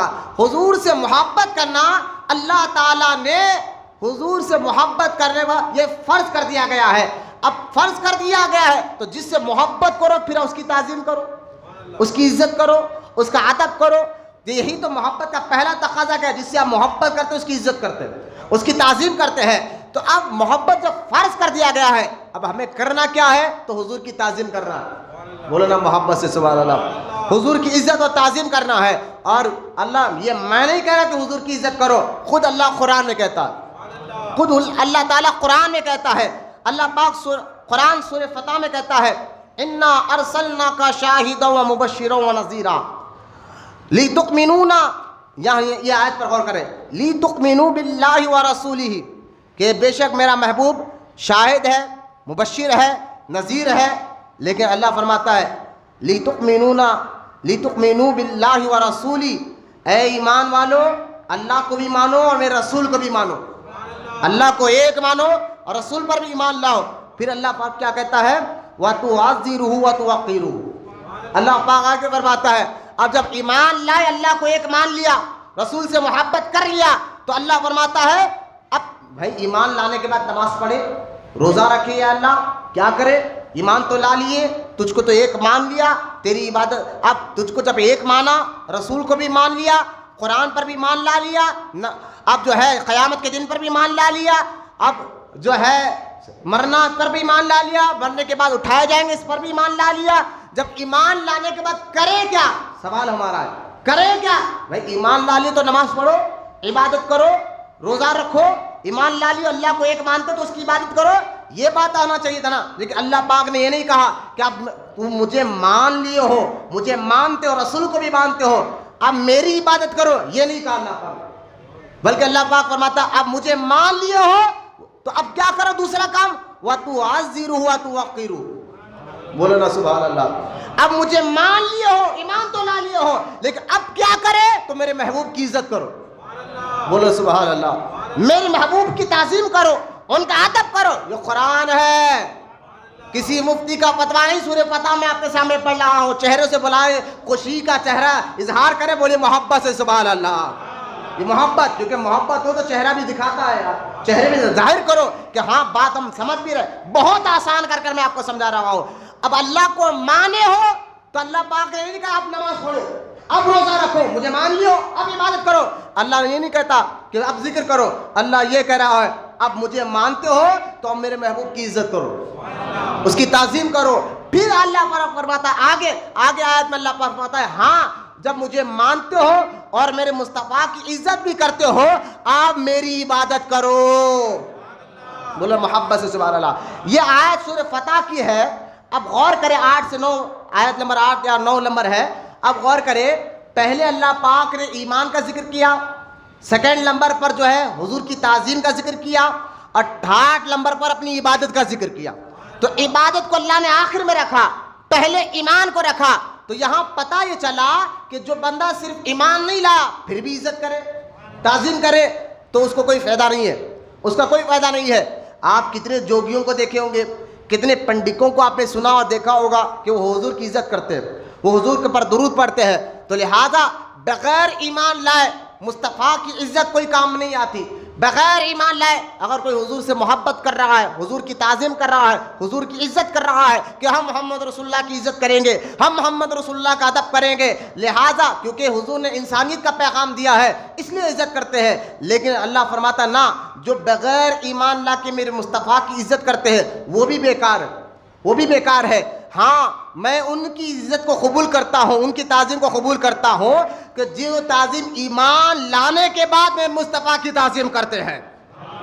ایک تو وہ لوگ جو حضور ایمان نہیں لائے اور حضور کی عزت کرتے ہیں وہ بھی اللہ کی بارگاہ میں قبول نہیں, اور ایک وہ لوگ جو بظاہر کلمہ پڑھ رہے ہیں, ایمان لا چکے ہیں ظاہری طور پر, لیکن ان کے دلوں میں بغض ہے حضور سے, ان کے دلوں میں بدعقیدگی ہے حضور کے لیے, اور وہ عبادت تو کر رہے ہیں. اللہ فرماتا نہ, کلمہ پڑھ لیے ہو تو ایمان تو لانے کا دعویٰ کر رہے ہو اور پھر میرے مصطفیٰ کی بے عزتی کرتے ہو, ان کی عزت نہیں کرتے. اللہ فرماتا میں تمہاری بھی کلمے کو قبول نہیں کروں گا, تمہاری عبادت کو قبول نہیں کروں گا. لہٰذا اللہ ان کی عبادتوں کو قبول فرماتا ہے جو ایمان لانے کے بعد سچے دل کے ساتھ حضور سے محبت بھی کرتا ہے اور حضور کی عزت بھی کرتا ہے. بولے محبت سے سبحان اللہ. اچھا, یہاں جو آیت مبارکہ ہے جس میں اللہ خود قرآن میں حکم دے رہا ہے میرے محبوب کی تعظیم کرو, تعظیم کرو. تعظیم کہتے ہیں کیا ہے میں بتاؤں گا. یہاں دیکھیں وَتُعَذِّرُهُ وَتُوَقِّرُهُ, عزت کرو, تعظیم کرو. اب سوال یہ اٹھتا ہے کہ تعظیم کا معنی کیا ہے, تعظیم کس کو کہتے ہیں. اب یہاں ایک اور میں باریکی بات بہت بالکل آسان اور سادے انداز میں آپ کو سمجھانا چاہتا ہوں. اللہ جب قرآن میں کہہ رہا ہے عزت کرو, تعظیم کرو مصطفیٰ کی, تو ہمیں یہ جاننا کیونکہ تعظیم کا جو لفظ ہے وہ عربی ہے, تو ہر ایک لفظ کا ایک معنی ہوتا ہے, ہر لفظ کا ایک ترجمہ ہوتا ہے. تو لہٰذا تعظیم کا معنی کیا ہے, تو میں آپ کو بتا دوں تعظیم کا معنی ہے کسی کی حد سے زیادہ کسی کے سامنے جھک جانا. بولو اللہ سبحان اللہ. تعظیم کا معنی کیا ہے, کسی کے سامنے حد سے زیادہ جھک جانا, عاجز ہو جانا, اپنے آپ کو ان کے سامنے کمتر سمجھنا, اپنے آپ کو ان کے سامنے کچھ نہیں سمجھنا, سامنے جھک جانا, دل بھی جھکا دے اور سر بھی جھکا دے. بولو سبحان اللہ. تعظیم کا معنی یہ ہے. لیکن ایک اور بات بتاتا ہوں, تعظیم کا معنی کسی کے سامنے جھک جانا, لیکن عبادت کا بھی معنی یہی ہے. عبادت کا بھی معنی یہی ہے کہ کسی کے سامنے جھک جاؤ. اس لیے ہم عبادت میں سب سے زیادہ ہماری اہمیت کی چیز سر ہے, اور ہم سر اللہ کی بارگاہ میں جھکاتے ہیں. تو لہٰذا کسی کو عبادت کا بھی معنی یہی ہے کہ کسی کے سامنے جھک جاؤ, تعظیم کرو, عزت سے تعظیم سے اپنے سر کو جھکا دو. عبادت کا معنی ایک, تعظیم کا معنی ایک, دونوں معنی ایک ہے. فرق کیا ہوگا, ادھر اللہ کہتا ہے عبادت کرو, ادھر کہہ رہا ہے اللہ میرے مصطفیٰ کی تعظیم کرو. ذرا بولو محبت سے سبحان اللہ. اور دونوں کا معنی ایک ہے, عبادت اور تعظیم دونوں کا معنی ایک ہے. تو اب کیا کرے بھائی, جب دونوں کا معنی ایک ہے, عبادت کا معنی بھی جھکنا ہے, تعظیم کا معنی بھی جھکنا ہے, تو اب دونوں میں فرق کیا ہے. حضرت شاہ ولی اللہ محدث دہلوی رحمۃ اللہ تعالی علیہ, جن کو سارے وہابی بھی کہتے ہیں یہ اللہ کے اتنے بڑے ولی ہیں جن کو سب جنتی مانتے ہیں, شاہ ولی اللہ محدث دہلوی رحمۃ اللہ تعالی علیہ اپنی کتاب حجت اللہ بالغہ میں اس کا معنی بتاتے ہیں. ہاں سنو مسلمانوں, دونوں کا معنی بتا رہے ہیں. شاہ ولی اللہ محدث دہلوی کہتے ہیں ہاں عبادت اور تعظیم دونوں کا معنی ایک ہے, لیکن دونوں میں ایک باریک سا فرق بھی ہے. بولے فرق کیا ہے دونوں میں, تو شاہ ولی اللہ محدث دہلوی فرماتے ہیں فرق نیت کا. بولنا سبحان اللہ. فرق جو ہے نیت کا ہے. بولے کیا مطلب, جو ہے ہاتھ باندھ کر تم مسجد میں کھڑے ہو, نیت یہ کہ اللہ کے سامنے, تو یہ سجدہ ہے, یہ نماز ہے, یہ عبادت ہے. اور ہاتھ باندھ کر مزار کے سامنے کھڑو, ہاتھ باندھ کر مزار کے سامنے کھڑو, اور نیت یہ کہ اللہ کے محبوب بندے کے سامنے کھڑے ہیں, نیت یہ ہو کہ اللہ کے محبوب بندے کے سامنے کھڑے ہیں. تو فرماتے ہیں شاہ ولی اللہ محدث دہلوی اس کا نام تعظیم ہے, اس کا نام عزت ہے, ادب ہے, تعظیم ہے, عزت دینا ہے. لہذا دونوں میں عبادت اور تعظیم میں فرق نیت کا ہے. فرق کس کا ہے, نیت کا ہے. اب ہم حضور کے سامنے بھی ہاتھ باندھ کر کھڑتے ہیں, وہاں بھی بدعقیدہ کہتے ہیں نہیں بھائی تم لوگ جو سلام پڑھتے ہو ہاتھ باندھ کر یہ تعظیم کرتے ہو, تعظیم تو اللہ کی کرنا چاہیے, یہ شرک ہے. ہم نے کہا بابا کیوں ہاتھ باندھ کر کھڑنا شرک ہے؟ سلام میں ہاتھ باندھ کر کھڑنا، کسی ولی کے مزار کے سامنے ہاتھ باندھ کر کھڑنا، بولے نہیں شرک ہے۔ یہ ایسی تعظیم، میں نے کہا قرآن میں بھائی سب سے زیادہ سر سجدے میں کرنا، ایک بندے کے لیے سجدے میں سر لگ جانا، اس سے بڑی عزت کیا ہوگی؟ ہمارا سب سے اہمیت کی چیز سر ہے، اور ہم سجدے میں جائیں تو اس سے بڑی اہمیت کی چیز کیا ہوگی مجھے بتائیں؟ اس سے بڑا اہم کام کیا ہوگا مجھے بتائیے؟ کہ سر ہم کسی کے سامنے جھکا دے رہے ہیں، آنا کہ حضور نے اپنی امت پر حرام کر دیا کہ کسی کی عزت کے لیے وہ سجدہ نہ کرے۔ یہ ہمارے پر حرام ہے کہ ہم جب سجدہ کرے کسی کے سامنے تو نیت تمہاری عبادت کی نہیں ہے، تعظیم کی ہے، عزت کی ہے۔ جیسے کہ کچھ لوگ مزار کے سامنے سجدہ کرتے ہیں، کچھ لوگ اپنے پیر کے سامنے سجدہ کرتے ہیں، یہ حرام ہے۔ اس میں بالکل کیا ہے؟ کیونکہ تمہاری نیت، ہم مانتے ہیں تمہاری نیت کہ تم جو اس کو سجدہ کر رہے ہو اس کو خدا نہیں سمجھ رہے ہو، اس کو اللہ کا محبوب بندہ ہی سمجھ رہے ہو، لیکن تم عزت کر رہے ہو، اور عزت میں تو اپنے سر کو جھکا دے رہے ہو، اور سر کو جھکانا عزت میں اتنا بھی سر جھکا دینا یہ حرام ہے۔ لہٰذا اب غور کرے۔ لیکن مجھے ایک بات بتائیے، سر سجدے میں کر لینا یہ حرام ضرور ہے، حضور نے منع فرما دیا ہے، لیکن اسی سر کو اللہ تعالیٰ نے سارے فرشتوں سے کہا تھا آدم کے سامنے جھکاؤ، قرآن میں موجود ہے۔ اللہ پاک نے کہا تھا آدم علیہ السلام کے ساتھ، اگر یہ بولو کہ سجدے بھی دو قسم کے ہوتے ہیں، سجدے بھی دو قسم کے، ایک تعظیمی سجدہ ہوتا ہے اور ایک عبادتی سجدہ ہوتا ہے، دونوں میں فرق ہے نیت کا، کہ ہم کسی کے بندے کے سامنے سر جھکائے تو یہ تعظیم ہے، رب کے سامنے سر جھکائے تو یہ عبادت ہے، اور دونوں میں فرق نیت کرتا ہے۔ تو وہاں بھی بولنے لگا ایسا دو سجدے، نہیں ہم مانتے نہیں، میں نہیں مانتے، تم نہیں مانتے، کیا قرآن میں خود ہے؟ قرآن میں نہیں ہے؟ سورہ بقرہ میں اللہ پاک نے نہیں فرمایا کہ آدم کو سجدہ کرو؟ تو مجھے بتائیے اللہ اپنے کو سجدہ نہیں کرا رہا، آدم کو سجدہ کرا رہا ہے۔ آدم کو سجدہ کرو تو آپ یقیناً اب مانیں گے کہ وہ سجدہ جو آدم کو تھا وہ عبادت والا سجدہ نہیں تھا، وہ تعظیم والا سجدہ تھا، وہ عزت والا سجدہ تھا، کسی کو اہمیت دینا، کسی کو عزت دینے والا سجدہ تھا۔ اسی طرح سورہ یوسف میں ہے کہ یوسف علیہ السلام کے بھائی کئی سال کے بعد جب یوسف علیہ السلام سے ملاقات ہوئی، 11 آپ کے بھائی تھے اور آپ کے ماں باپ تھے، تو یوسف علیہ السلام کے 11 بھائی اور ماں باپ سب کے سب یوسف علیہ السلام کو سجدہ کر رہے ہیں۔ پہلے دور میں سجدے جائز تھے، یوسف علیہ السلام کو سجدہ کر رہے ہیں۔ اب غور کریں، وہ سجدہ عبادت والا نہیں تھا، تعظیم والا سجدہ تھا۔ یہ اور بات ہے کہ حضور نے ہمارے لیے منع کر دیا، حضور نے ہمارے لیے منع کر دیا، تو لہذا سب سے زیادہ تعظیم، کسی کو عزت دینا، سر جھکانا ہے، لیکن ہمارے لیے منع کرے۔ لیکن ہاتھ باندھنا تو ہے، جب اللہ کہہ رہا ہے کہ عزت کرو مصطفیٰ کی تو ہاتھ باندھتے ہیں، بولے نہیں یہ نماز کا اسٹائل ہے، آپ جیسا نماز میں کرتے ہیں، قیام میں آپ نماز میں ہاتھ باندھ کر کرتے ہیں، اور لہٰذا یہ نماز کا اسٹائل ہے، اس لیے آپ سلام میں ہاتھ باندھ کر کھڑ رہے ہیں، یہ نماز کا اسٹائل ہے، یہ حرام ہے، شرک ہے۔ میں نے کہا مولوی صاحب آپ پان کی دکان پہ دونوں ہاتھ چھوڑ کر کھڑے تھے، یہ بھی شرک ہے۔ پان کی دکان پہ پان لینے کے لیے پان والے کے سامنے دونوں ہاتھ چھوڑ کر کھڑے تھے، پھر یہ بھی شرک ہونا چاہیے۔ بولے کیوں؟ بولے یہ بھی تو نماز کا اسٹائل ہے، جیسا ہاتھ باندھنا یہ نماز کا اسٹائل ہے تو ہاتھ چھوڑنا بھی تو نماز کا اسٹائل ہے نا بھائی۔ سمیع اللہ لمن حمیدہ میں آپ کیا کرتے ہیں؟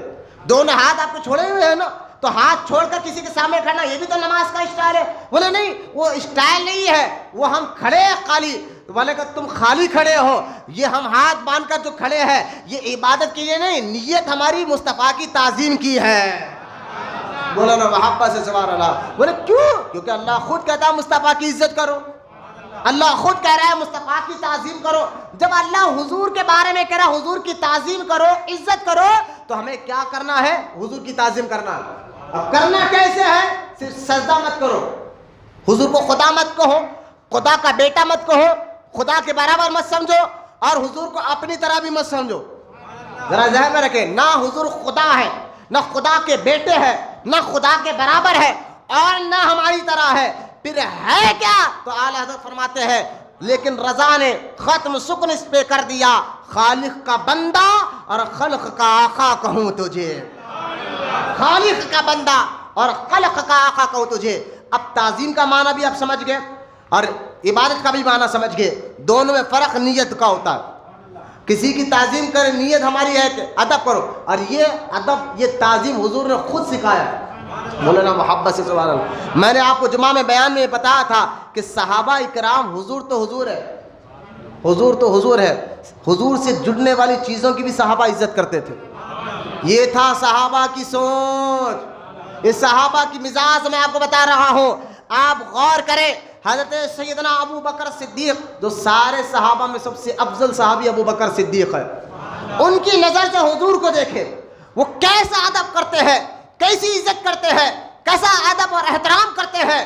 یہی سیدنا ابو بکر صدیق رضی اللہ تعالیٰ عنہ سرکار دو عالم علیہ السلام کی بارگاہ میں آئے اور آ کر کہنے لگے کہ یا رسول اللہ میں نے اپنے باپ کو مارا ہے. فرمایا ابو بکر مارتے کیوں ہو، کیوں مارا ہے؟ کہا حضور اس لیے مارا کہ وہ آپ کے خلاف بک رہا تھا، آپ کو غلط باتیں کر رہا تھا. حضور اس وقت تلوار ہاتھ میں نہیں تھی، اگر تلوار ہوتی تو اپنے باپ کا سر بھی نکال لیتا. تو یہ ہے صحابہ کی سوچ، یہ ہے صحابہ کی نظر میں حضور کی عزت، حضور کا مقام و مرتبہ. صحابہ سب سے زیادہ اگر کسی کو عزت دیتے تھے وہ حضور کی ذات مبارکہ تھی، باپ سے زیادہ، بیٹے سے زیادہ.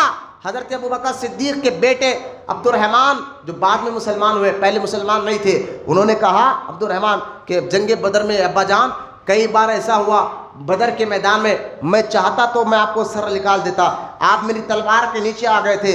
ابو بکر صدیق رضی اللہ تعالیٰ نے فرمایا کہ اے میرے بیٹے سن، اس وقت اگر تو میری تلوار کے نیچے آتا تو میں تیرا سر نکالنے کے لیے ذرا بھی پیچھے نہیں ہٹتا. میں یہ نہیں دیکھتا کہ تو میرا بیٹا ہے، میں یہ دیکھتا کہ تو میرے نبی کا دشمن ہے.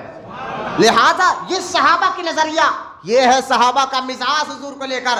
صحابہ حضور تو حضور، حضور سے نسبت رکھنے والی چیزوں کا ادب کرتے تھے، حضور کا ادب کرتے تھے.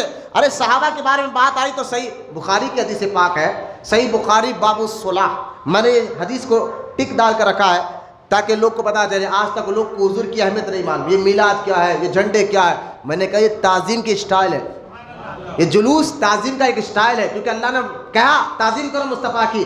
تعظیم کا جو اسٹائل ہے جو شریعت نے منع نہ کیا ہو، تعظیم کا جو اسٹائل ہے جو اسلام نے منع نہ کیا ہو، وہ سارے اسٹائل، سارے ادب شریعت کے دائرے کے اندر ہو کر کیا جائے تو یہ اللہ کو پسند ہے. بولے محبت سے سبحان اللہ. سارے اسٹائل، سارے طریقے اللہ کو پسند ہے. آپ دیکھیں صحابہ حضور تو حضور ہے.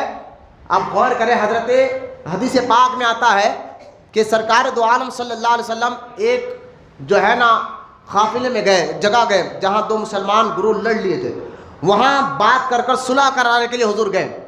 صحیح بخاری باب الصلاح میں یہ حدیث پاک ہے. ذرا آپ اس حدیث کو غور کریں. حضور وہاں تشریف لے کر گئے، اور صحابہ اکرام جب حضور جس خچر پر بیٹھ رہے، خچر گھوڑا، یہ سرکار گھوڑے پر بھی بیٹھے ہیں، خچر پہ بھی بیٹھے ہیں، اور سرکار دو عالم علیہ السلام نے گدھے کی سواری بھی کی ہے. لیکن گدھا جو جانور ہے، ذرا غور کریں، جو گدھا ہے وہ ہماری نظر میں سب سے زیادہ بیوقوف ہوتا ہے نا. ہم کہتے ہیں سب سے کسی کو بیوقوف کہنے کے لیے ہم کہتے ہیں تو گدھا ہو گیا کیا. لیکن جس گدھے پر حضور بیٹھتے تھے یقین جانیے اس کے جیسا عقل مند پھر کوئی نہیں تھا مدینے میں. بولے نا سبحان اللہ. یہاں تک کہ اس گدھے کو سرکار کہتے جا فلاں صحابی کو بلا کر لے کر آ. وہ گدھا اس صحابی کے گھر پر جاتا اور دروازہ کھٹکھٹا، صحابی اس گدھے کو دیکھ کر سمجھ جاتے حضور نے مجھے بلایا. اور یہاں یہ تو اور بات ہے، یہ تو بلانا ہے. یہاں تک کہ سرکار جس گدھے پر بیٹھ کر جاتے تھے اس کے بارے میں حدیث پاک میں یہاں تک آتا ہے کہ صحابہ گدھے کو لے کر مارکیٹ میں جاتے، جب گدھا کسی کی دکان کے سامنے یا گھر کے سامنے پیشاب کر دیتا تو صحابہ پہچان لیتے تھے کہ یہ مسلمان کا نہیں منافق کا گھر ہے. بولنا محبت سے سبحان اللہ. جو جانور میں عقل نہ ہوتی ہو حضور اس پر بیٹھ جائے تو وہ گدھا جاننے لگ جاتا ہے کہ مومن کون ہے اور منافق کون ہے. بولے یار سبحان اللہ. یہ گدھا جاننے لگ جاتا ہے کہ مومن کون ہے منافق کون ہے، کیونکہ یہ عقل گدھے میں آئی کہاں سے؟ مصطفیٰ کی نسبت کی برکت سے آئی ہے. صحابہ جو ہے نا حضور تو حضور، جب اللہ نے عزت کرنے کا حکم دیا تو صحابہ حضور تو حضور ہے، حضور سے جڑنے والی چیزوں کا بھی ادب کرتے تھے. بولو نا سبحان اللہ. اب دیکھیں سرکار خچر پر بیٹھ کر جا رہے ہیں، خچر پر بیٹھ کر جا رہے ہیں اور پیچھے پیچھے صحابہ ادب کے ساتھ ہاتھ باندھے جا رہے ہیں. بولو نا سبحان اللہ. اسی لیے کہا گیا پیر اگر سامنے جا رہا ہو تو اس کے آگے نہ جاؤ، پیچھے پیچھے جا کر. صحابہ اکرام کا ادب ہے. صحیح بخاری کی حدیث ہے. آج وہاں بھی کہتے ہیں قرآن کے بعد بخاری میں تو حدیث ہے تو بتاؤ. میں نے کہا بخاری ہی کی بتا رہا ہوں. تم کہتے ہو حضور ہماری طرح ہے، تم کہتے ہو حضور کو معاذ اللہ مردہ کہتے ہو، لیکن صحابہ کی مزاج لو مسلمانوں، کیونکہ صحابہ وہ ذات ہے جن کے ذریعے سے اسلام آگے بڑھا ہے. جنہوں نے حضور سے اسلام دین سیکھا ہے، سیکھ کر آگے بڑھایا ہے، تو یہ عشق کے پیغام پاکستان انڈیا والوں نے نہیں بنایا، یہ عرب سے ہی چل کر ہندوستان آیا ہے، عرب سے ہی چل کر ہندوستان آیا ہے۔ اب دیکھیں صحابہ اکرام ادب کے ساتھ جا رہے ہیں، باب الصلاح صحیح بخاری، اب سرکار جا رہے ہیں، اچانک اس محفل میں جہاں صحابہ بھی تھے وہاں منافقین بھی تھے، عبداللہ بن ابی منافقوں کا سردار بھی تھا، وہ دونوں جا رہے ہیں، مسلمان بھی ہے، باظاہر کلمہ پڑھنے والے مسلمان بھی ہے، دونوں حضور کے پیچھے ہاتھ باندھ کر جا رہے ہیں۔ سرکار اپنے ایک خچر سے اترے، سواری سے اترے، وہاں گئے جہاں آپس میں بات کرانا تھا مسلمانوں میں، وہاں گئے، جب تک سرکار سواری پہ تھے اس وقت تک اس خچر نے پیشاب نہیں کیا، بولنا سبحان اللہ۔ حضور جیسا نیچے اترے اور اتر کر گئے مکان میں، اس خچر نے، اس سواری نے، صحابہ باہر کھڑے ہوئے حضور کے انتظار میں، سرکار مکان کے اندر داخل ہوئے بات کرانے کے لیے، صحابہ باہر کھڑے ہوئے ہیں، جیسا ہی سرکار اتر کر گھر میں گئے، ادھر جانور نے پیشاب کیا، وہ سواری نے پیشاب کیا، تو اس لوگوں میں جو منافقین کھڑے تھے، ایک منافق عبداللہ بن ابی منہ کو کپڑا لگا لیا، لگا کر کہنے لگا یار اس پیشاب میں کتنی بدبو ہے، اس پیشاب میں، ٹھہرو میاں رہن دو پھر ایک سے پھر پبلک بھی ڈسٹرب ہوتی ہے، ذرا ایک ایک بات پر توجہ کریں۔ میں آپ کو صحابہ کی مزاج بتا رہا ہوں کہ صحابہ کی نظر میں حضور کا مقام کیسا تھا، بولے سبحان اللہ۔ یہ باتیں آپ کو رکھنا چاہیے، آج ضرورت ہے ان باتوں کو سمجھنے کی۔ آج بدبقیدہ لوگ جو ہے نا، جہاں ٹی وی کے ذریعے نرسنگ آنظر وسیم لعنتی جیسے بدبخت لوگ جہاں ان ڈائریکٹ حضور کی ذات میں بک رہے ہیں، وہاں پر آج وہاں بھی بدعقیدہ بھی حضور کے گستاخ ہے۔ ذرا ان باتوں کو سمجھو، تو آپ عاشق بن جاؤ گے نا تو انشاءاللہ آپ کا گھر بھی سنور جائے گا، آپ کا خاندان بھی سنور جائے گا انشاءاللہ۔ عاشق رسول بنو، لیکن بننے سے پہلے سمجھو تو صحیح میں کیا کہنا چاہتا ہوں۔ یہ صحابہ خود مزاج دے رہے کہ حضور کا مقام مرتبہ کیا ہے۔ مجھے بتائے جانور نے پیشاب کیا، پیشاب میں تو بدبو ہوتی ہے نا، پیشاب میں تو بدبو ہوتی ہی ہے نا۔ ایک منافق نے کپڑا نکال کر کہا کہ یار کتنی بدبو ہے اس پیشاب میں، لیکن اس جانور پر حضور بیٹھتے تھے، بولو یار سبحان اللہ، اس جانور پر حضور بیٹھتے تھے، لہذا انہوں نے جب کپڑا لا، وہ منافق تھا، کلمہ تو پڑھ رہا تھا لیکن منافق تھا، حضور کو اپنی طرح سمجھتا تھا معاذ اللہ، اس نے کپڑا منہ کو لگایا، لگا کر کہا کہ یار کتنی بدبو ہے۔ ایک صحابی وہاں بازو کھڑے تھے، اس نے وہ صحابی رسول ہاتھ کے آستین کپڑوں کو چڑھایا اور چڑھا کر کیا بولا، بولے سبحان اللہ۔ بخاری میں الفاظ ہے، وہ صحابی رسول نے کہا کیا بولا، بولے نہیں اس میں جو ہے نا بدبو ہے۔ اس صحابی رسول کو یہ الفاظ اتنا جلال میں آ گیا، اس صحابی رسول نے اس گستاخ کو پکڑا اور زمین پر پھینکا، زمین پر پھینکا اور پھینک کر سینے پر بیٹھ کر کہا بدبخت، جس سواری پر حضور بیٹھ کر آئے اس کے پیشاب کو بدبودار کہتا ہے، سنو وہ پیشاب مشک اور عنبر سے بھی زیادہ خوشبودار ہے، بولے یار سبحان اللہ۔ یہ تھا صحابہ کا مزاج، یہ ہے مزاج صحابہ۔ مسلمانوں سمجھو، جو حضور کو صحابہ نے سمجھا اور آپ کو سمجھا رہے ہیں، مزاج صحابہ کیسا تھا۔ لہذا حضور تو حضور ہے، حضور سے نسبت رکھنے والی چیزوں کو بھی صحابہ عزت کرتے تھے، ان کا ادب کرتے تھے، یہاں تک کہ اگر ان کا پیشاب کو لوگ بدبودار کہتے، صحابہ کہتے نا یہ جانور کا پیشاب، جس جانور حضور بیٹھتے ہو اس کا پیشاب مشک اور عنبر سے بھی زیادہ خوشبودار ہے۔ یہ صحابہ کا مزاج تھا، بولو سبحان اللہ۔ حضرت عباس کتنا ادب کا، حضور کے چاچا ہے، حضرت عباس رضی اللہ تعالیٰ عنہ سے کسی نے پوچھا بھائی آپ بڑے یا رسول بڑے، آپ بڑے ہیں یا رسول بڑے ہیں؟ حضرت عباس کہتے ہیں بڑے تو مصطفیٰ ہی ہے۔ یہ تھا صحابہ کا مزاج، بڑے تو مصطفیٰ ہی ہے، حالانکہ چاچا ہے حضور کے سگے چاچا حضرت عباس، بڑے تو مصطفیٰ ہی ہے، فرق یہ ہے اللہ نے پہلے مجھے پیدا کر دیا ہے، اللہ نے پہلے مجھے پیدا کر دیا ہے۔ جب یہ آیتیں اتری ہے صحابہ کے سامنے اتری ہے نا، صحابہ اس معنی سمجھ گئے تھے کہ حضور کی عزت کیسی کرنا ہے، حضور کی تعظیم کیسی کرنا ہے۔ اب غور کریں، حضرت عثمان غنی رضی اللہ تعالیٰ عنہ، حضرت فاروق اعظم رضی اللہ تعالیٰ عنہ، یہ دونوں جو ہے نا اپنی سواری پر اونٹ پر کہیں جا رہے تھے، راستے میں حضرت عباس کو دیکھا جو حضور کے چاچا ہے۔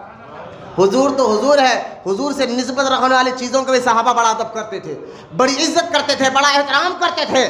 اب غور کریں، حضرت فاروق اعظم، حضرت عثمان غنی، یہ دونوں صحابی جا رہے ہیں گھوڑے پر اور جا رہے ہیں سواری پر، اونٹ پر سواری کر رہے ہیں، یوں سمجھے کہ راستے سے جا رہے ہیں، چوراہے پر کسی کام سے حضرت عباس حضور کے چاچا کھڑے، بولو یار سبحان اللہ۔ بھائی آپ بھی دیکھا ہوگا کوئی چورستے پر کوئی آپ کا استاد یا پیر کھڑا ہے تو آپ کا کیا ہے کوئی طریقے وہیں ٹھہر کر وہ کا ہاتھ ہلائے کہ کیا کیوں ٹھہرے، یہ بھی ایک طریقہ ہو سکتا ہے. بعض وہ لوگ دیکھ کر انجان مار کر چلے جاتے ہیں، لیکن اگر آپ واقعی اس سے محبت کرتے اس کی عزت کرتے تو اس کو ہاتھ بتاتے کہ کیا بات ہے کیوں کھڑے.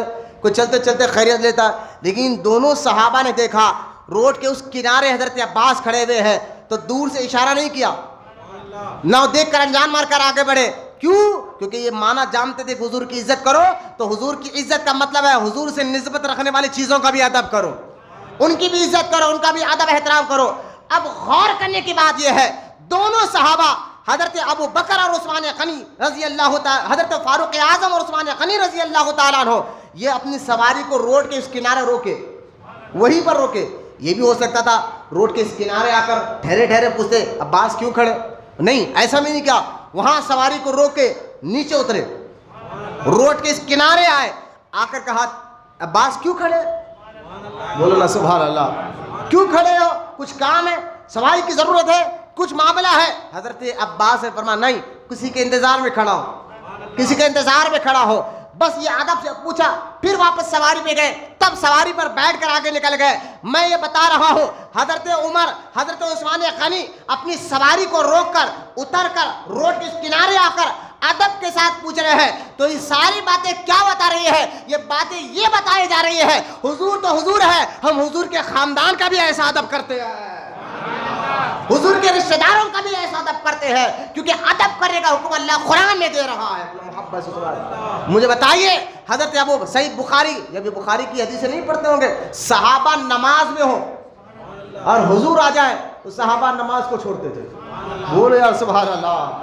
صحیح بخاری میں حدیث پاک ہے حضرت ابو بکر صدیق رضی اللہ تعالیٰ عنہ نماز کے لیے، نماز ظہر یا عصر کا وقت تھا، حضور کسی معاملے میں گئے ہوئے تھے، آنے میں دیر ہو گئی. لیکن جب دیر ہو گئی تو صحابہ نے کہا ابو بکر آپ نماز پڑھا دیجئے. حضرت ابو بکر صدیق رضی اللہ تعالیٰ عنہ نماز پڑھانے کے لیے ممبر پہ کھڑے ہو گئے.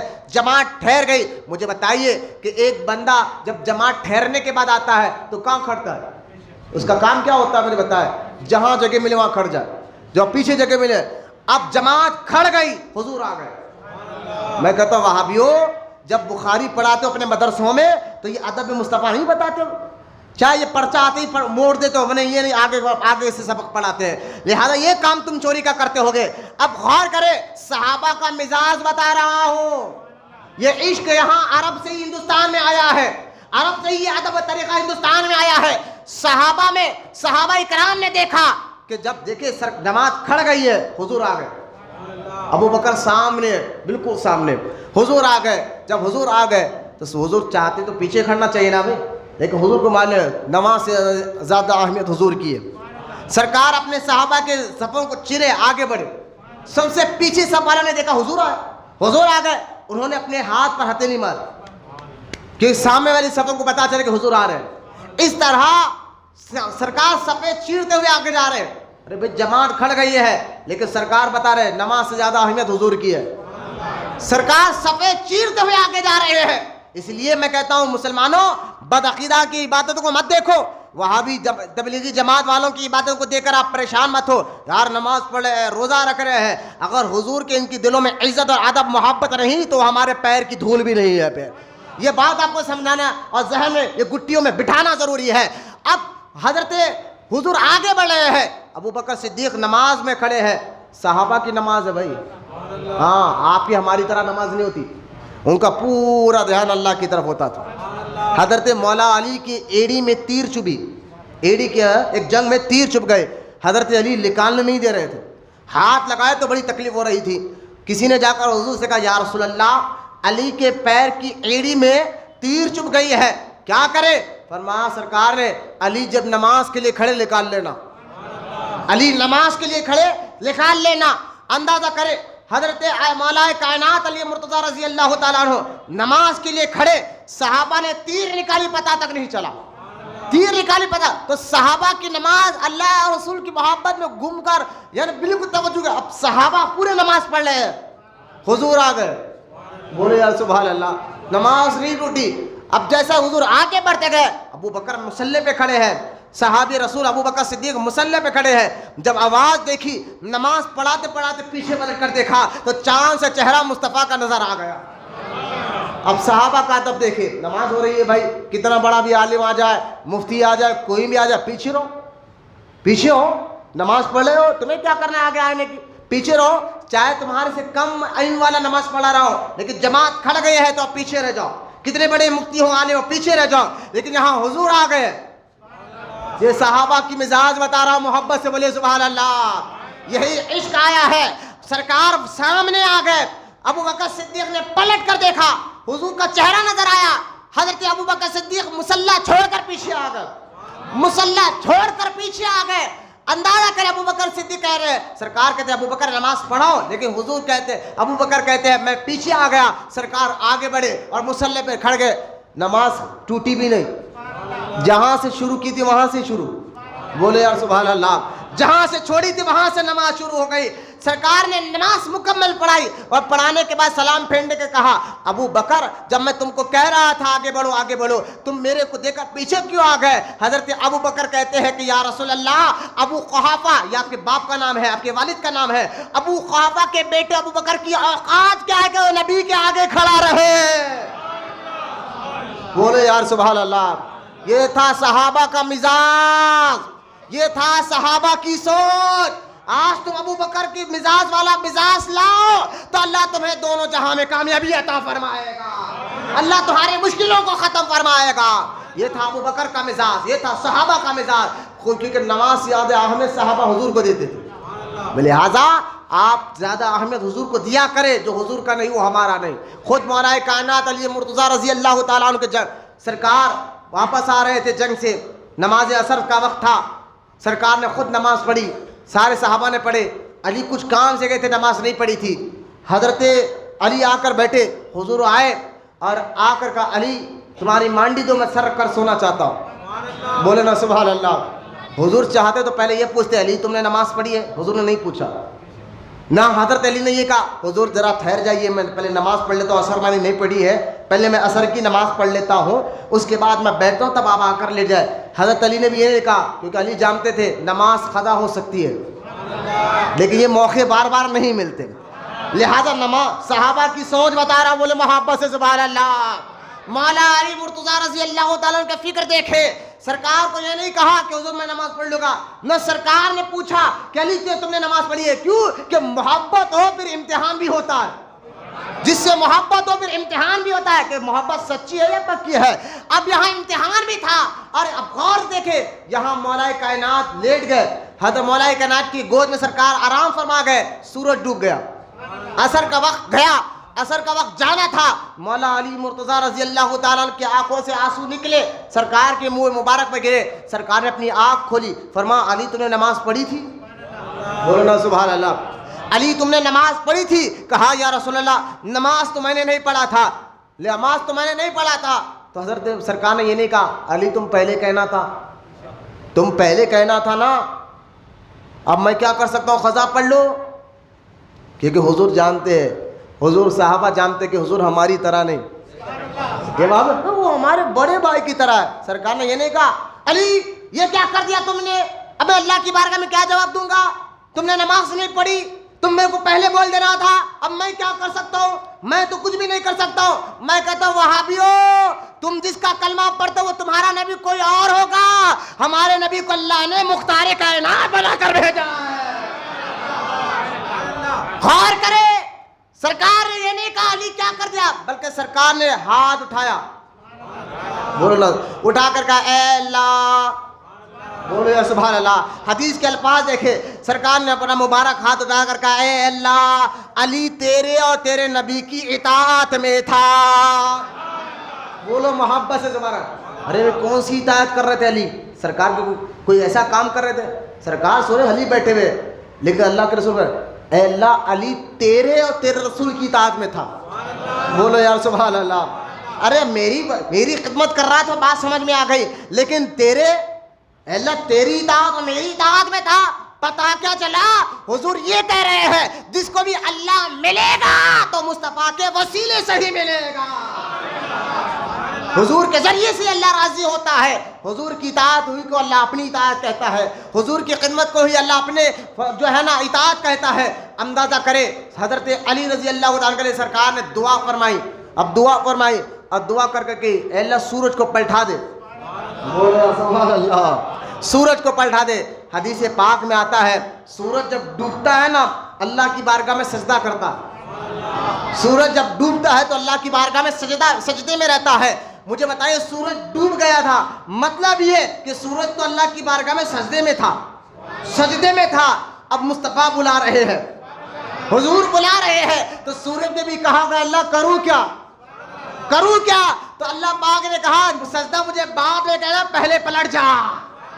بولو محبت سے سبحان اللہ. لہذا سورج پلٹ کر آیا اور مولا علی نے نماز عصر ادا کی, پھر سورج ڈوب گیا. امام احمد رضا خان بریلی کے احمد رضا خان علیہ رحمت رضوان فرماتے ہیں سورج الٹے پاؤں پلٹے چاند اشاروں سے ہو چاک. سورج الٹے پاؤں پلٹے چاند اشاروں سے ہو چاک. ہندے وہابی دیکھ لے طاقت رسول اللہ کی. بولے محبت سے سبحان اللہ. یہ میں آپ کو بتا رہا ہوں یہ تھا علی کی سوچ کہ نماز بعد میں حضور کا ادب پہلے. یہ نہیں کہا کہ حضور ٹھہر جائیے پہلے نماز, نہیں, ادب پہلے, تعظیم پہلے ہے, ادب پہلے ہے, عزت پہلے ہے.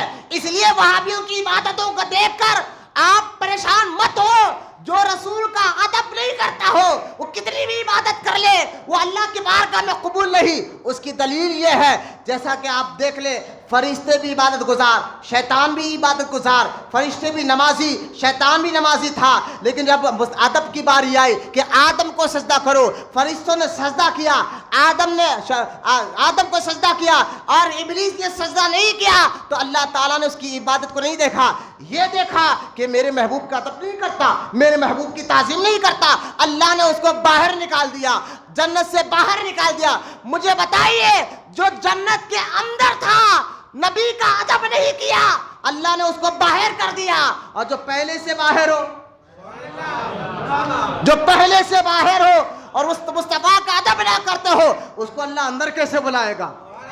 اس کو اندر والے کو باہر کیا صرف اس لیے کہ مصطفیٰ کا ادب نہیں. کیونکہ جو آدم علیہ السلام کو سجدہ تھا وہ اصل میں نور مصطفیٰ کو سجدہ تھا. یہ بڑی ڈیٹیل کے بعد میں آپ کو سمجھا جاتا ہوں. یہ ادب, یہ ابو بکر کی مزاج میں نے بتا دیا, فاروق اعظم کی مزاج میں نے بتا دیا, عثمان غنی کی مزاج میں نے بتا دیا, مولا علی کی مزاج میں نے آپ کو بتا دیا. صحابہ کی مزاج یہ تھی کہ عبادت بعد میں ہوگی, حضور کی عزت پہلے کی جائے گی. بولا نا محبت سے سبحان اللہ. آپ دیکھیں پیروں کے پیر کی ایک بات بتاتا ہوں, پیرانے پیر کی ایک بات مجھے آگے بتاتا ہوں. حضرت غوث پاک رضی اللہ تعالیٰ عنہ فرماتے ہیں, ہائے بولو محبت سے سبحان اللہ. حضرت غوث اعظم دستگیر رضی اللہ تعالیٰ عنہ فرماتے ہیں میں ممبر پر تھا, اچانک میرے سامنے حضور آ گئے. بولو یار سبحان اللہ.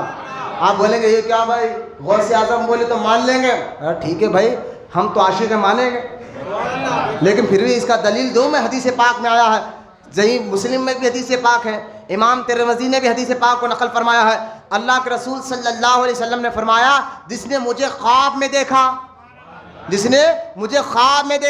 حقیقت میں اس نے مجھے خواب میں دیکھا, کیونکہ سرکار فرماتے ہیں میرا شکل شیطان نہیں لے سکتا, میرا شکل شیطان اختیار نہیں کر سکتا. جس نے مجھے خواب میں دیکھا, حقیقت میں مجھے خواب میں دیکھا, لیکن آگے سرکار فرماتے ہیں جس نے مجھے خواب میں دیکھا ان قریب وہ بیداری میں بھی مجھے دیکھے گا, جاگتے ہوئے بھی مجھے دیکھے گا.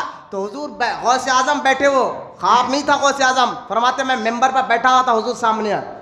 یہ خواب نہیں بیان کر رہے غوث اعظم, فرمایا بیٹھا ہوا تھا, ہوشیار تھا, بیٹھا ہوا تھا. حضور میرے سامنے آئے اور فرمایا اے عبد القادر. یہ کب کی بات ہے؟ غوث اعظم حضور کی دنیا سے جانے کے 500 سال بعد پیدا ہوئے. حضور دنیا سے گئے 500 سال بعد پیدا ہوئے, اور غوث اعظم فرماتے میں بغداد میں بیٹھا ہوا تھا, حضور میرے سامنے آئے اور آ کر فرمایا کہ اے عبد القادر بیٹا تقریر کر, بیان کرنا, تقریر کر. تو غوث اعظم فرماتے ہیں کہ یا رسول اللہ میں عربیوں کے سامنے کیسے بیان کروں, یہاں عربی لوگ ہیں, میں عجم کا رہنے والا ہوں, یہ عربی لوگ ہیں, ان کے سامنے تقریر کیسا کروں. تو اللہ کے رسول صلی اللہ علیہ وسلم نے, یہ خود غوث اعظم اپنا واقعہ سنا رہے ہیں, بولے نا سبحان اللہ. غوث اعظم دستگیر فرماتے ہیں اللہ کے رسول نے مجھے قریب بلایا اور بلا کر اپنا لعاب دہن, بولنا سبحان اللہ, اپنا تھوک مبارک میرے منہ میں 7 مرتبہ ڈالا. بولنا سبحان اللہ. 7 مرتبہ ڈالا. غوث اعظم فرماتے ہیں اچانک حضور تو غائب ہو گئے میری آنکھوں کے سامنے. کچھ دیر گزری مولا علی میرے سامنے آئے. بولنا سبحان اللہ. مولا کائنات علی مرتضیٰ میرے سامنے آئے اور انہوں نے بھی کہا اے عبد القادر بیان کرو, تقریر کرو. میں نے یہی کہا کہ عرب کے سامنے میں کیا تقریر کروں, عربی لوگوں کے سامنے. مولا علی آگے بڑھے اور اپنا لعاب دہن 6 مرتبہ ڈالا. بولو نا سبحان اللہ. یہ کب کی بات ہے؟ حضور کے دنیا سے جانے کے 500 سال پہلے کی بات ہے. حضور دنیا سے گئے 500 سال بعد غوث اعظم پیدا ہوئے. 470 ہجری غوث اعظم پیدا ہوئے. غوث اعظم کی عمر 50 سال تھی جب آپ تقریر کر رہے ہیں, 50 سال کی تھی. اب یوں سمجھے 530 ہجری چل رہی ہے تب کا یہ واقعہ ہے. غوث پاک رضی اللہ تعالی عنہ فرماتے ہیں حضور کے جانے کے بعد مولا علی آئے, انہوں نے میرے منہ میں 6 مرتبہ لعاب دہن ڈالا. میں نے حضرت علی سے کہا کہ مولا علی حضور نے تو 7 مرتبہ ڈالا تھا اور آپ 6 مرتبہ اپنا تھوک ڈال رہے ہیں. تو حضرت علی کہتے ہیں کہ بیٹے عبد القادر میں حضور کی برابری کیسے کر سکتا ہوں. بولنا محبت سے سبحان اللہ. مولا علی کہتے یہ ادب ہے اور اللہ کہتے مصطفیٰ کا ادب کرو. اللہ کہہ رہا مصطفیٰ کی تعظیم کرو. مولا علی حضرت مولا کائنات علی مرتضیٰ رضی اللہ تعالیٰ عنہ فرماتے ہیں اے عبد القادر میں جو ہے حضور کے برابری کیسے کر سکتا ہوں, یہ ادب کے خلاف ہے. اس لیے حضور نے 7 مرتبہ لعاب دہن ڈالا ہے, میں نے 6 مرتبہ لعاب دہن ڈالا ہے. اس لیے اللہ پاک جو قرآن میں یہ کہہ رہا ہے مصطفیٰ کا ادب کرو, تو سارے علماء کہتے ہیں جیسا ادب حضور کا ظاہری زندگی میں ہوا کرتا تھا, جیسا ادب حضور کا ظاہری زندگی میں ہوا کرتا تھا, وہی ادب اب قیامت تک ہر مسلمان کو کرنا لازم ہے. ایسا نہیں حضور زندہ تھے معاذ اللہ, ظاہری زندگی میں تھے, یہ ادب کر رہے تھے, اب دنیا سے چلے گئے, اب خبر بولو, مردہ بولو, مٹھی بولو. نہ, علماء کہتے نہیں یہی ادب قیامت تک چلے گا, قیامت تک چلے گا. ارے صحابہ اکرام جب بھی مشکل آتی حضور کے جانے کے بعد بھی حضور کی خبر پہ آتے, اور حضرت فاروق اعظم نے تو ایک مسئلے کو حل ہی کر دیا. بولو نا سبحان اللہ. حضور تو حضور ہے. فاروق اعظم رضی اللہ تعالیٰ عنہ, صحیح بخاری کتاب الجنازہ آپ پڑھ کر دیکھیں. فاروق اعظم رضی اللہ تعالیٰ عنہ نماز جنازہ پڑھا رہے, نماز استسقاء پڑھا رہے. صحیح بخاری نماز استسقاء جو ہم بارش نہیں ہونے پر نماز پڑھتے ہیں, نماز استسقاء پڑھا رہے ہیں حضرت فاروق اعظم رضی اللہ تعالیٰ عنہ. اب نماز پڑھا رہے ہیں, اچانک نماز کے بعد فاروق اعظم ہے, کون اٹھ رہا کوئی جا رہا, ادھر دیکھے. کسی کو تکلیف ہے تو بھائی بالکل جا سکتے, بڑی مہربانی, کیونکہ حضور کا ذکر ہو تو یہ بھی ادب ہے کہ سننا ضروری ہے, یہ بھی تعظیم ہے. آپ اس کو بھی زہر بنا لو, ہاں گھنٹوں ہوٹلوں میں بیٹھتے ہیں اور پہلوانوں روڈیو سود خوروں کے ساتھ بیٹھتے, اللہ کے گھر میں نماز کے انتظار میں بیٹھ رہے, یہ بھی عبادت ہے. تو اٹھنا جا رہے ہرن دھونا نہیں, یہ بھی بے ادبی ہے, اور اللہ کو رسول کی بے ادبی پسند نہیں. میں ابھی اگر اس پہ وقت ختم ہو رہا میں سناتا کہ جو نبی کی بے ادبی کرتا ہے اللہ نے اس کو خطرناک سزائیں دی ہے. حضرت عثمان غنی رضی اللہ تعالیٰ عنہ کے ہاتھ میں عصا تھا, حضور کا دیا ہوا. ایک بلوائی آیا اور حضرت عثمان غنی کے ہاتھ سے وہ عصا لیا اور پیر پر رکھ کر توڑ دیا. جب توڑنا تھا اس کی اسی پیر پر ایسی پھوسی پیدا ہوئی, سال بھر کے اندر گل سڑ کر مرا, کیونکہ جو نبی کا عصا تھا اس کی بے عزتی کی. تو نبی کا ادب نہیں کرو گے تو آپ جو ہے نا برباد ہو سکتے ہو, تباہ ہو سکتے ہو. یہ لہذا آپ کا ادب میں سے ایک ادب یہ بھی ہے جب حضور کا ذکر ہو تو مسلمان ادب کے ساتھ سنے. بولو نا سبحان اللہ. اس لیے میں بار بار ٹوکتا ہوں, ادب لازم ہے, ادب ضروری ہے. عبد الرحمن جامی رحمۃ اللہ تعالیٰ علیہ جیسا عاشق رسول کہتا ہے, 1000 بار بھی مشک اور عنبر سے اپنا منہ دھوں, 1000 بار بھی مشک اور عنبر سے اپنا منہ دھوں تو پھر بھی آپ کے نام کا بھی ادب نہیں کر سکتا یا رسول اللہ.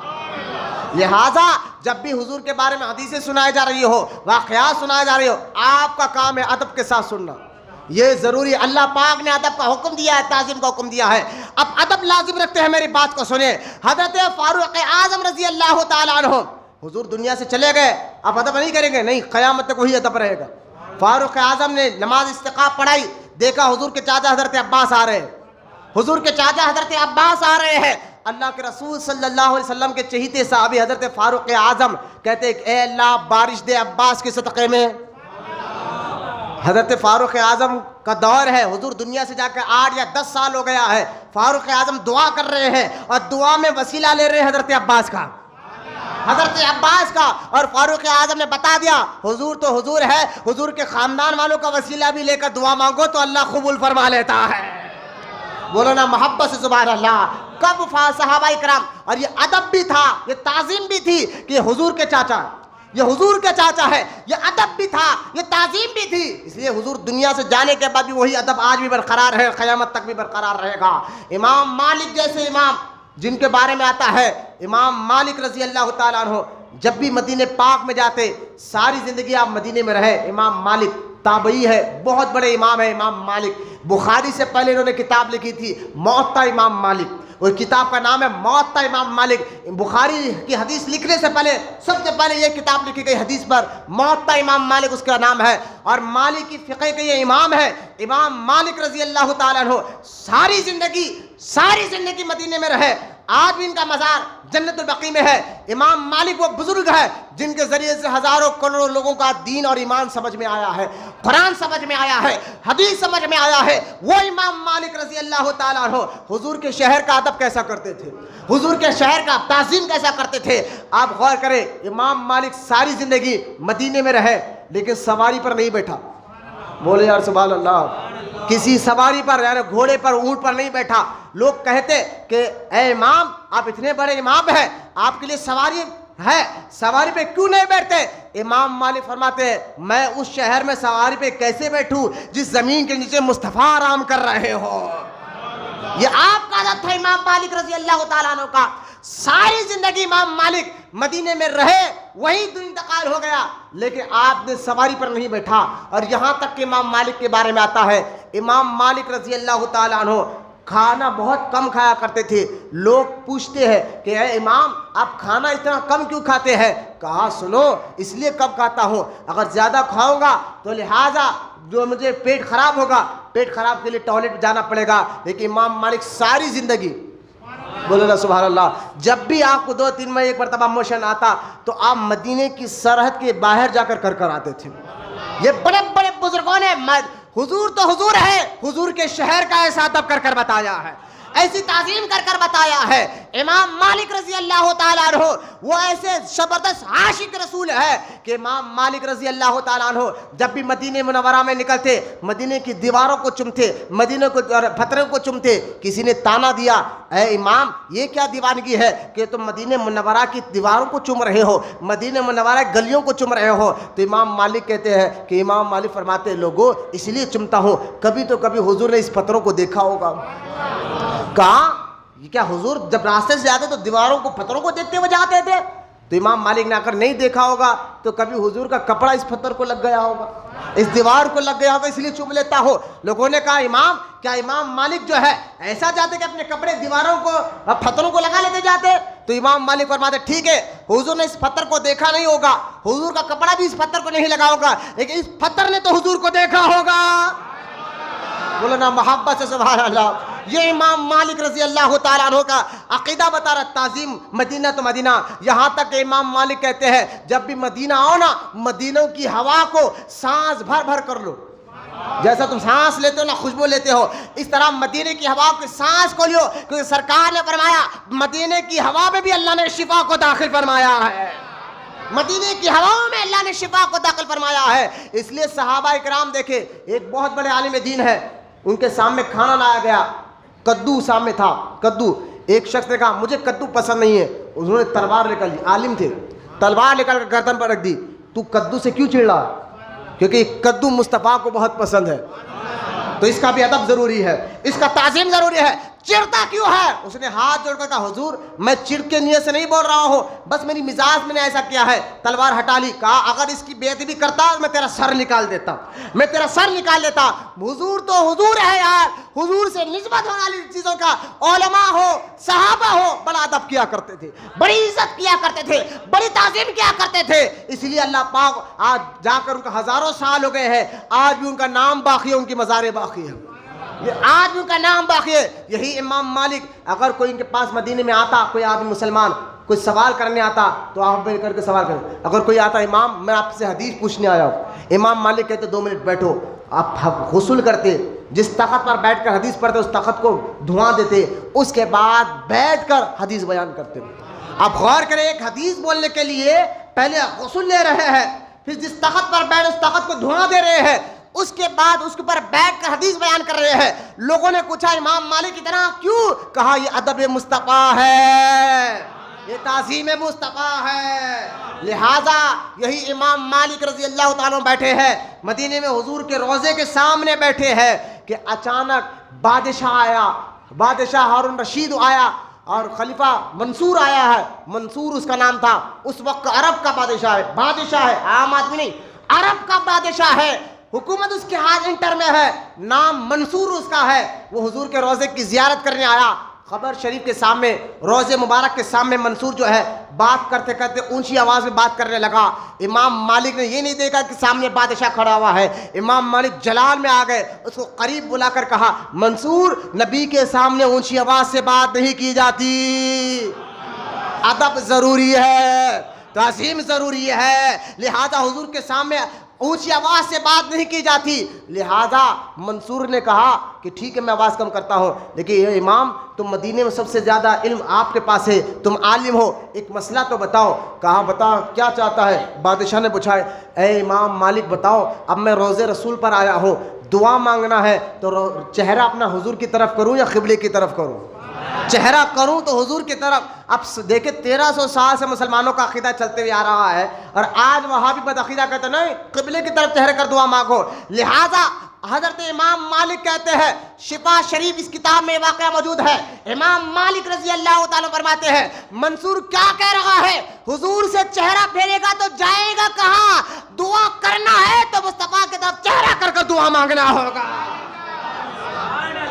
لہذا حضور کا ادب ظاہری زندگی میں جیسا تھا آج بھی ویسی ہے, اور آج بھی آپ تمام کو لازم ہے جب حضور کی تعظیم کا ذکر ہو تو ادب کے ساتھ سنا جائے, حدیث بیان ہو تو ادب لازم ہے, ورنہ ذرا سی بے حرمتی آپ کا ایمان, آپ کے اعمال, آپ کی نیکیاں برباد کر دیا جا سکتا ہے.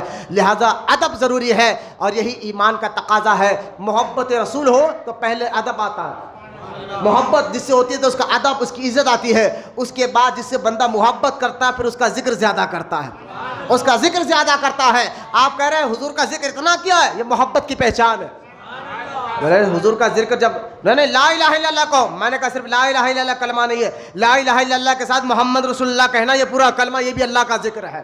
جہاں جہاں رب کا ذکر ہے, اور حضور کا ذکر ہی اللہ کا ذکر ہے, حضور کا ذکر ہی اللہ کا ذکر ہے. لا الہ الا اللہ کے ساتھ محمد رسول اللہ ہے. جہاں اذان میں اللہ اکبر اور اشہد ان لا الہ الا اللہ ہے تو اذان میں اشہد ان محمد رسول اللہ بھی ہے. جہاں نماز میں اللہ کی تعریف ہے تو التحیات والسلام علیک ایھا النبی بھی ہے. تو نماز میں ہو چاہے اذان میں ہو, یہاں تک مجھے آتا ہے قرآن میں, ہم قرآن اللہ کا ذکر ہے, قرآن آپ پڑھ رہے ہیں, قرآن میں نبیوں کا نام ہے نہیں, آدم علیہ السلام کا نام, موسیٰ علیہ السلام کا نام, جب موسیٰ علیہ السلام, آدم علیہ السلام, ابراہیم, ان کا نام قرآن میں ہے, اور آپ قرآن پڑھیں تو اللہ کا ذکر کر رہے ہیں. جب ان کا نام اللہ کا ذکر ہوتا ہے تو حضور کا نام اللہ کا ذکر کیوں نہیں ہوگا؟ لہٰذا حضور کا ذکر ہی اللہ کا ذکر ہے, اس لیے ہم حضور کی تعریف و توصیف بیان کرتے رہتے ہیں. وقت ختم ہو گیا, تعظیم مصطفیٰ پر میں اور باتیں بتانا چاہتا تھا, اور آج کے ماحول پر بھی کچھ باتیں کرنا چاہ رہا تھا. بس آج میں آخری پیغام دے کر بات ختم کر رہا ہوں. وہابی بدعقیداؤں سے ہر مسلمان کو ایسا چڑنا ضروری ہے جیسے آپ پر نماز فرض ہے نا 5 ٹائم کی, اس طرح وہابیوں سے نفرت رکھنا فرض ہے. کوئی دشمنی کی بات نہیں کر رہا ہوں, کوئی لڑائی کی بات نہیں کر رہا ہوں, کوئی جھگڑے فساد کی بات کر رہا ہوں. فساد تو وہابیوں نے ہمارے اندر ڈالا ہے, ہم نے نہیں ڈالا. 1300-1400 سال سے سارے مسلمانوں کا عقیدہ یہ تھا کہ وسیلہ کرنا جائز ہے. اب بیچ میں آ کے انہوں نے حرام لکھا, تو فسادی وہ ہے یا ہم ہے؟ یقیناً وہ فسادی ہے جو جس گھر میں 4 بھائی بیٹھ کر فاتحہ دلاتے تھے اور اس بھائی کو لے جا کر جماعت میں شرک بتا دیا, اور وہ ایک بھائی 3 بھائی سے لڑ رہا ہے. فتنہ تم ڈال رہے ہو, ہم نہیں ڈال رہے ہیں. لہذا جس طرح نرسنگ آنند سے بدبخت لوگوں سے جو کھلم کھلا گستاخی کر رہے ہیں, اگر آپ بول نہیں سکتے تو ان سے دشمنی رکھنا فرض ہے. اسی طرح وہاں بھی بدعقیداؤں سے نفرت کرنا آپ کے لیے نماز کی طرح فرض ہے. کیوں؟ کیونکہ جو حضور کا نہیں وہ ہمارا. یہ پیغام آج کا تھا۔ اللہ کی بارگاہ میں دعا کرتا ہوں اللہ ہم تمام کو کہنے سننے سے زیادہ عمل کی توفیق عطا فرمائے۔ اللہ تعالی ہمارے ظاہر باطن جسم روح دل کو پاک بنائے، ہمارے دلوں میں علم نافع کو داخل فرمائے۔ اے اللہ ہمیں سچا عاشق رسول بنا اور ہماری آنے والی نسلوں میں قیامت تک عاشق رسولوں کو پیدا فرما۔ ہم سب کی دعاؤں کو میرے مولا حضور صلی اللہ تعالیٰ علیہ وسلم کے صدقے میں اور سرکار غوث پاک رضی اللہ تعالیٰ عنہ کے صدقے توفیل میں ہم سب کی دعاؤں کو قبول اور مقبول فرما۔ وما علینا الا البلاغ والحمد للہ۔